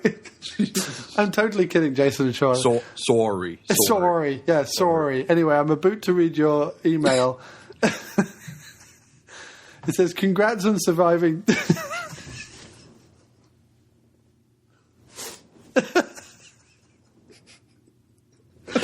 I can't go on. You know what the best thing about this is that I have been drinking pretty much since we started the episode. So I have a very good buzz going on at this point. Good. And I can't stop. I can't stop laughing at this point. It's fantastic because I think this podcast has broken me. I honestly, it is 100th and the last podcast. And the last episode. They say, congrats on surviving to the big 100. That's a hell of an achievement for any show, be it TV, radio, or podcast. It's been great getting to know and work with you these last couple of years, and cheers to many more successes in the future. You are always welcome in the basement in a non-creepy, perverted kind of way, of course. Keep up the good work. Your friends from the land of ice and snow, Jason and Sean, also known as the Basement Boys. So thank you very much, Jason. Jason and Sean, and if you are in the vicinity of the Second Unit podcast page, why would you be? Right. Why would you be? But if you are, please do check out We Came From the Basement. It's a fantastic podcast and well worth some of your time at the very least. Please do check it out. Glowing endorsement from the After Movie Diner. But quickly, we had a bit of a conversation with Gary Hill on the website about Maniac Cop 3. This was on the Facebook page. He says, I remember disliking Maniac Cop 3 very much. To which I said, you mean Bride of Maniac Cop? Rewatching now. He says, oh yeah, such a weird, unnecessary turn in the series. I will have to go back and watch before I listen to your show. Also, our friend Sloan McDonald said, sweet, looking forward to hearing your thoughts on these. Hopefully he's listening to this and he's like, I am hearing your thoughts on these. It's not so sweet after all, is it, Sloan? But yes, on to Maniac Cop 3, and let's whip through this one. When the violent... This filthy creep's gonna make us rich. ...can't be controlled. When the guilty can't be caught. When the lawless can't be stopped. Drop the gun! The only hope left... I saw a symbol in the dirt. You see the symbol of anti-justice. ...is a cop. Who's ready to raise... a little hell. I need your very special kind of darkness. From the darkest powers of creation. Want to know about resurrection? Comes a force more powerful than light. More lasting than death. Nurse! He has returned. Who's in there? As judge, jury, and executioner. Oh my God. I know what I saw. To enforce the law. Where is he? You'll find him. With a vengeance. But now, the only way to end the massacre is to destroy two tortured souls. The madness. Finish it.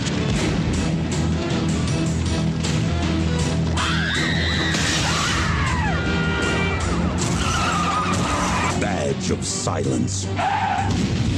The Maniac Cop is back. Basically, Maniac Cop 3, it's all about voodoo. Maniac Cop gets risen from the grave yet again through the power of stabbing a man's head. Julius Harris. Yes, by Julius Harris. Who plays the great, what was his name? Mr. Sumatra in the Full Moon classic Shrunken Heads. Yes, he does. I'm taking that as read as I've never seen Shrunken Heads. But it yes, totally is 100% accurate. It's totally him. Great. And Robert Davi is sort of the brotherly friend to Maniac Kate. Because she herself is a bit of a loose cannon, bit of a dirty Harriet, if you like. Has been going around. So there's this whole other subplot about her. She goes into a drugstore at night.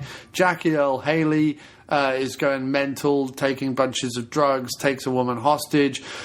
The dirty Harriet climbs up on the roof, goes through the skylight, drops down, shoots Jackie Earle Haley, only to find out that the hostage is taken, double-crosses her, and says, wait a minute, I let him in, and really I'm a bad guy too. And she goes to shoot her, but then she shoots her instead, and everyone ends up in hospital. Cue what was Halloween 2, essentially, but for the Maniac Cop series, in a hospital, Right. complete with comedy cameos from Paul Gleason and Robert Forster, and Frank Pesci as a Frank Pesci, who plays the cameraman, the not the cameraman, the reporter dude for the news thing, who apparently is given free rein to just drive around New York and show up at crime scenes, and just obliterate crime scenes by. I mean, he literally films a cop shooting another person dead. Just happens to be around, absolutely fine.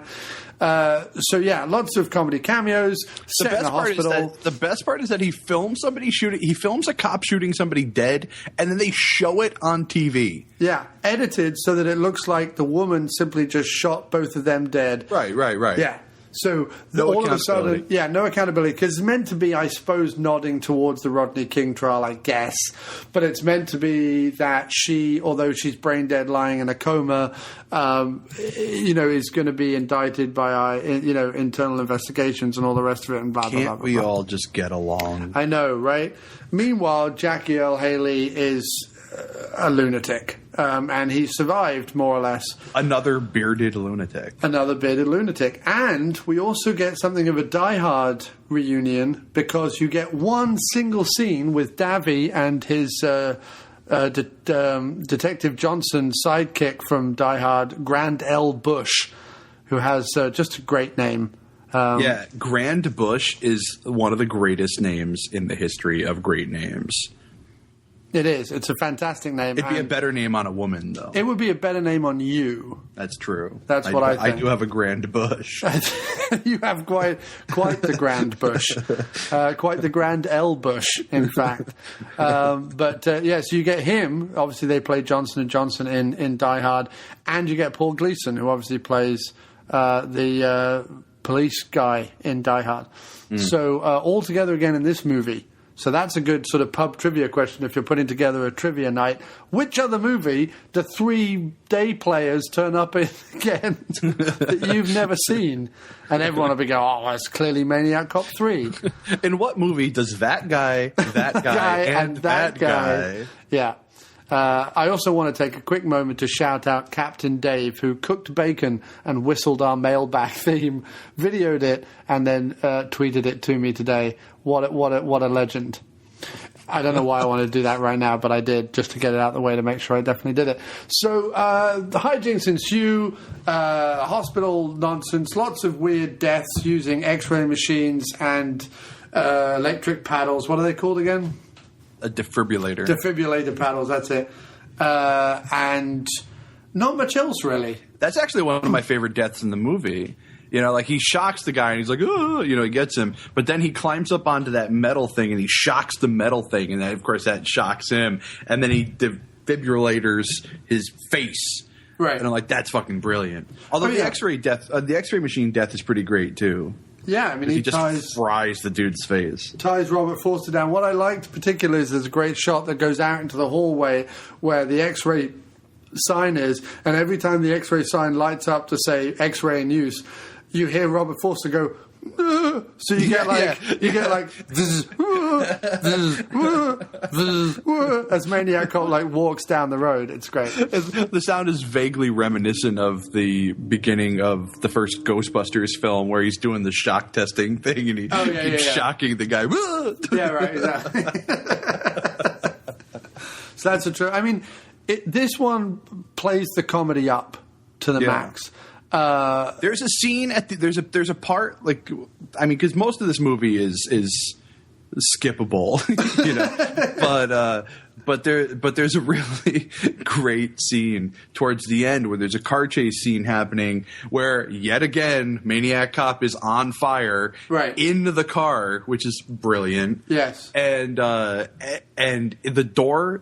car door is off, so he's hanging out the side of the door, and a car comes up next to him, and he just pushes the car away. Yeah, and it's just like, it's such great timing to make it really look like he just pushed the car away. And there's also he does it like 3 times. It's ridiculous. Oh yeah, while on fire. I mean, again, the whole end of this movie is him on fire, driving a car down a road, fighting with Davi and Caitlin Dulany, who plays Dr. Susan Fowler, who Davi has very quickly become romantically linked to throughout the course of the 60 minutes of this movie or whatever.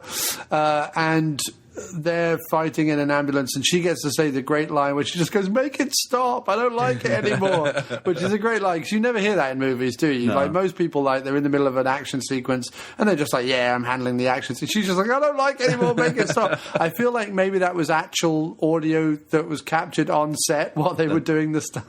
That's funny. But so anyway, his arm gets lopped off. Maniac Cop's arm gets lopped off in the course of the car chase as well, which allows Davi later to light a cigarette with the flaming arm. Light a cigarette with the Maniac Cop's flaming arm, which is where I think at this point the series really jumps the shark.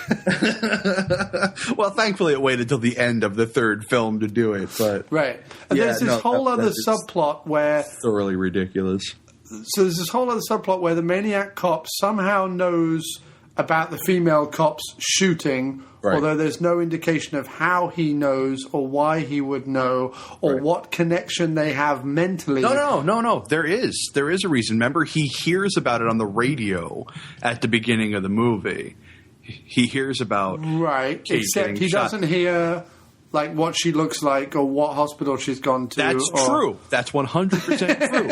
But what he does hear is her being referred to as Maniac Kate. Right. And him knowing that he's Maniac Cop, that Maniac Kate is obviously his soulmate. Right. Maniac Kate is obviously his mate. Anyway, he goes to hospital to basically get her back. Get her. And there's a wonderful scene where she's in a coma but manages to wake up from that coma because he happens to be in the room. They psychically link. She has a really weird dream sequence about their wedding, which is hilarious. And then the doctor comes, Robert Davi goes, quick, she grabbed my hand and her eyes open. The doctor goes in, looks at the machine and goes, "Well, it's not doing anything now." And you're like, what's the point of a hospital machine if it's not constantly monitoring her? Right. Anyway, very cool. The best scene in the whole movie, though, is Gleason versus Forster. That's my favorite scene in the whole film.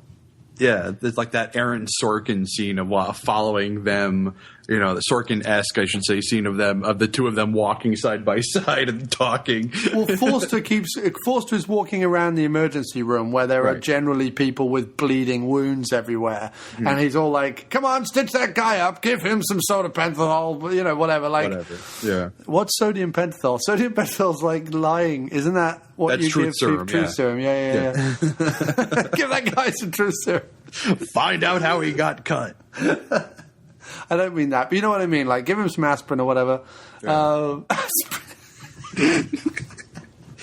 he spouts off a bunch of medical jargon while walking around a bunch of bleeding people. Yeah, and it's hilarious. It's the best performance he's ever given. It's hands down. It's the best comedic performance I've ever seen him give. I think my favorite performance of his might be. I loved him in Jackie Brown. I think Jackie Brown might be my favorite performance of his, but. This is the funniest I've ever seen him. Without a doubt. He's amazing in Jackie Brown. He's good in Vigilante as well. Yeah, but, yeah. But yeah, really, really good in this. Anything else to say about part 3? It seems okay. It seems to be filmed a lot better. I don't know whether it's just because the DVD I watched this on happened to be in widescreen, but it seems to just be directed a lot better. Did you get that vibe? Yeah, I can see that without a doubt. Just and what's odd is that Lustig walked off set of this movie and it was finished by the assistant director. Huh. Although Lustig still gets the majority of the credit, so I can only assume under the guidelines of the DGA that he did direct most of this. Otherwise, he couldn't claim. And there's no article online that tells me why he walked off set. He was just, I've had enough. He probably just threw down his gloves and said, "You know what? I'm done with this shit." Right, exactly. How many times can we tell the same fucking story about this fucking maniac cop? Right, exactly. Yeah. So, but yeah, so it was finished by someone else. Also, I don't understand why it's called Badge of Silence when Bride of Maniac Cop would be so much more apt. Right. Joel Soyson or Joel Soyson or something finished the direction of this movie. So I'm looking at the ratings, the general ratings on it on IMDb, and I mean none of them are good, but the first one has like a 5.8 out of 10, which is for a horror film not that bad. But I would give it more a 7 or 8 out of 10. Yeah, I'd probably give it a 7 or 8 myself. Yeah, and then the second one, which I'd probably give an 8 to, it has a 5.4, and then the third one it's a huge bump down to a 4.4. And it's but that kind of makes sense. Yeah, why is it called Badge of Silence? Yeah, because you have the right to remain silent forever twice as your tagline. Right. Or you've also had the wrong arm of the law, which I quite like. But you've not. Why not just Bride of Maniac Cop? Yeah. Or Brideiac Cop. Or Maniac Kate. Badge of Love. Badge of Love. Oh, I love it. And of course, it has an ending which, indicates that the two zombie cops are in love. Right. Which I think is beautiful and very, very deep and meaningful. It's almost like the ending of Dr. Zhivago. It's that powerful. It's a classic love story for the ages. It is a classic love story for the ages. Just not sure which ages, but when we find out, the Middle Ages maybe. I was just kind of happy it was over. I have to say, I like the way the third one looks. I think Davi is just as good in the third one, if not more. I don't have a problem with the plot changes. No. Because, what are you talking about? Oh, well, this is out of the storyline or whatever, blah, blah, blah, blah, blah. All of the storylines are all over the place in all three films. So it is what it is. I love the scene with Forster and Gleason. I like some of the kills. They're very inventive. And I love the ending fight with the car and the flames and all that. Yeah. The third act in this one saves it. I was on the verge of just passing out by the time the third act rolls around, and then you have that awesome on fire car chase. And basically the thing that the Maniac Cop, well, especially the second and third one, do better than I've seen any other movie do ever is having a guy on fire for a long period of time. I mean, just fantastic. Also, I know they're all B movies, and I know they're all, to a lot of people who watch them, sort of low ratings, although I would give them all sort of a 6 or a 7, to be honest, personally. They are consistent. There's not one really. I mean, I know people point to the third, but there's not one where you watch it and you go, "Oh my God, they're the worst pile of shit ever." You know what I mean? No. I think the third one, for the most part, I mean, has the weakest second act out of any of the movies. But I think it doesn't have a rap. It doesn't have a rap. You know, it's got that going for it. No, but I think out of any of the movies, I mean, sure, it's the weakest, but it's the weakest by maybe half a point rating. It's not. Right. It's not so bad that, like, if we gave the other ones an 8, I'd give this one a 7.5. I mean, it's not that. Right. Exactly. Yeah, it's not enough. Good call. Okay, excellent. Well, hopefully we've done the Maniac Cop series a justice. If we haven't, I don't care. Right. We've talked about lots of good things. We've had lots of laughs. We've got a couple more emails to read, and then it's bye-bye from us. And the 100th episode of the After Movie Diner. My good friend Jonesy writes, "My dearest After Movie Diner." You know my name's John. That's really weird. Anyway, he says, "Happiest 100th episode, you magnificent bearded super bastard. It's hard to believe that 100 episodes have been created, literally giving people hundreds of hours of entertainment.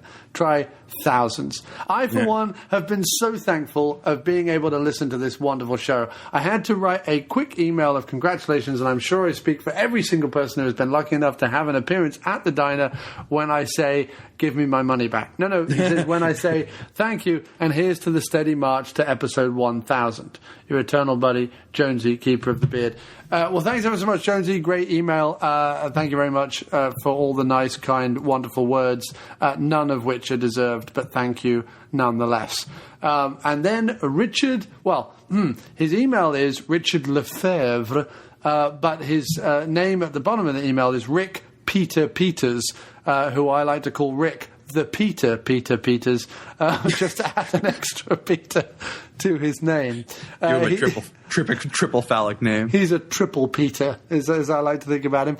He writes, "I started listening to The Diner earlier this year. I still haven't regained consciousness. No, I haven't regained the feeling to my low." I started listening to the show earlier this year, and I'm about done with the first episode. And I still can't feel my thighs.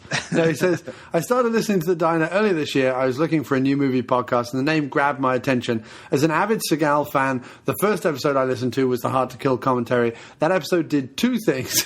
One, put me in a coma. No, one, it entered the diner into my regular podcast rotation. And two, it steered me towards the wonderful Dr. Action and the Kick-Ass Kid commentaries. I appreciate the knowledge and practical film opinions expressed in the diner. Keep it up. P.S. I've been listening to podcasts for 40 years, Johnny." You've been listening to my podcast for 40 years because all the episodes are very long. Have we made that gag yet, this episode? No. Just 3 or 4 times. Good. Excellent. Splendid. Well, thank you very much, Rick the Peter Peters. Please do continue to listen and write in, even if I do use inverted commas when I say the Peter in your name. Right, Klaus, we've got 2 more voicemails. Let's put them on now. Come on, Klaus. Klaus? Klaus? Where on earth is that hunchback quiz thing? Klaus! Klaus! There's one thing I hate, it's having to put voicemails on myself. I don't know why I keep this little cross-eyed fool about, but that's his one job. Fine. Where's the button? What's the thing? What am I going to do now? Oh, for goodness sake. God, I just want to end this episode. Ugh. What does this do? What's up, AMD? Congratulations on your 100th show. Wow, that's a lot of shows. And you have been through a lot of movies. It's very awesome to see a podcast get to the 100th show. And here's to 100 more from all of us here at Zombie Response Team. Keep on keeping on.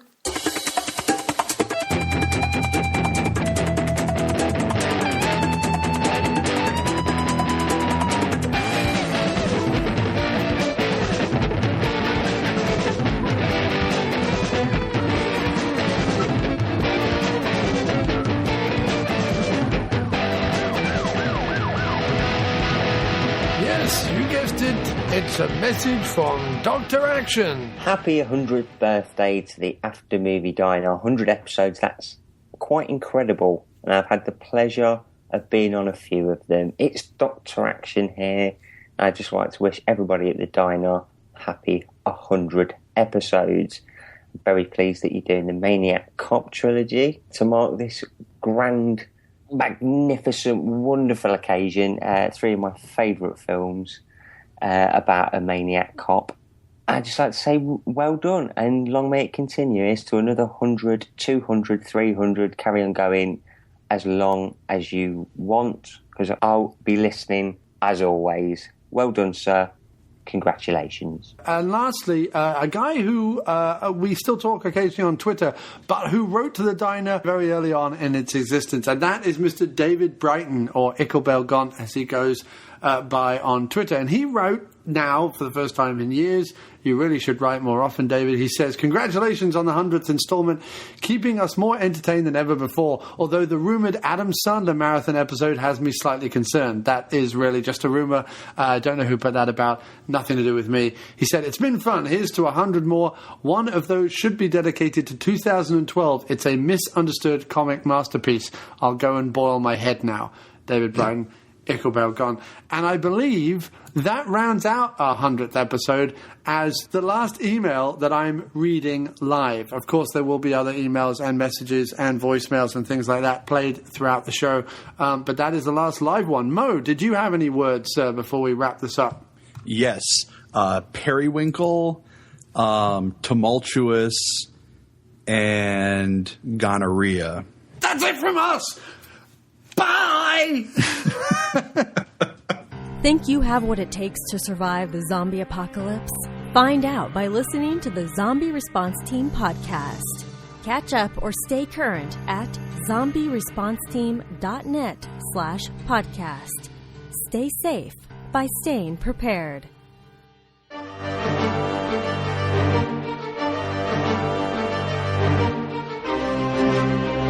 There are still 6 days to apply to win a special copy of The Conjuring on Blu-ray over at aftermoviediner.blogspot.com. Go there, click on the banner ad, and enter to win a free Blu-ray of The Conjuring. Just for this Halloween. Like the show?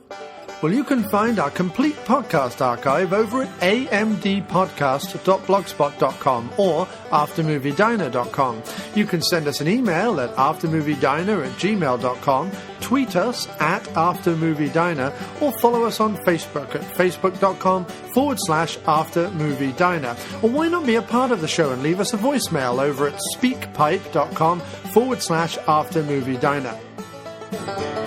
You can also support the show a number of ways by spreading the word to family, friends and co-workers, by writing us a review over at iTunes or TalkShoe, by purchasing some excellent diner merchandise over at cafepress.com/aftermoviediner, by donating on our website, by advertising with our website, or maybe you're a regular Amazon user. If so, then before you make a purchase, go to amdpodcast.blogspot.com, aftermoviediner.blogspot.com, or aftermoviediner.com and click through the Amazon banner ads. It costs you nothing extra, but they throw us a few coins for the trouble. Or, like the movies we cover, then buy them over at our personal Amazon store, also on amdpodcast.blogspot.com. Really, thanks everybody for everything you continue to do, and please keep listening.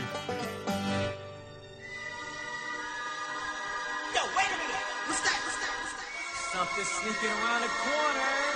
Here we come. I think it's the Maniac. Hold up.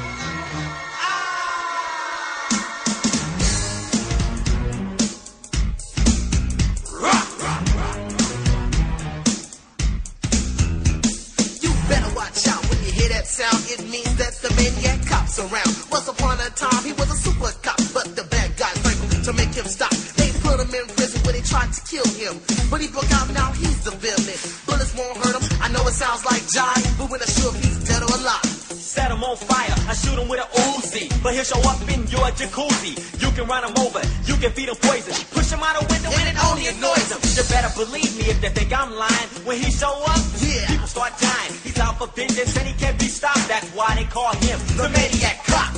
You have the right to remain silent.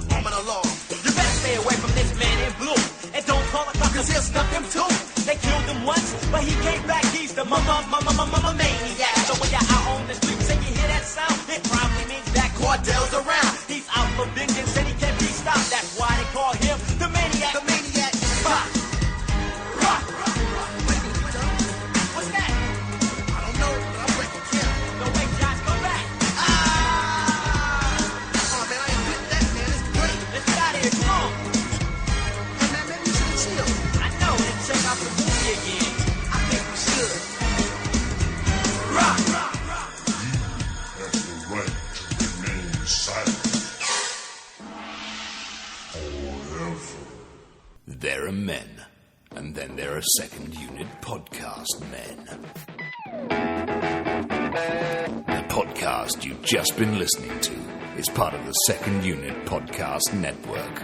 Find all of our shows at 2upn.blogspot.com or on Facebook under the Second Unit Podcast Network.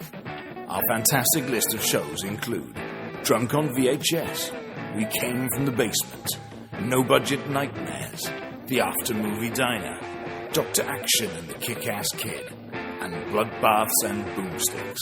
Take one podcast into the shower. Don't be a blithering idiot, Alan. We can give you the multiple podcast cleansing system all in one place that your hair deserves. Our programming is available across all platforms from iTunes to Podomatic, TalkShoe to Stitcher, so you have absolutely no excuse. Listen today, and a free naked person of your choice will be shipped from Thailand to your door in a matter of weeks. The Second Unit Podcast Network, bringing you the action and leaving the boring stuff to the other guys. Bloody hell. Who does a girl have to blow around here to get a decent beverage?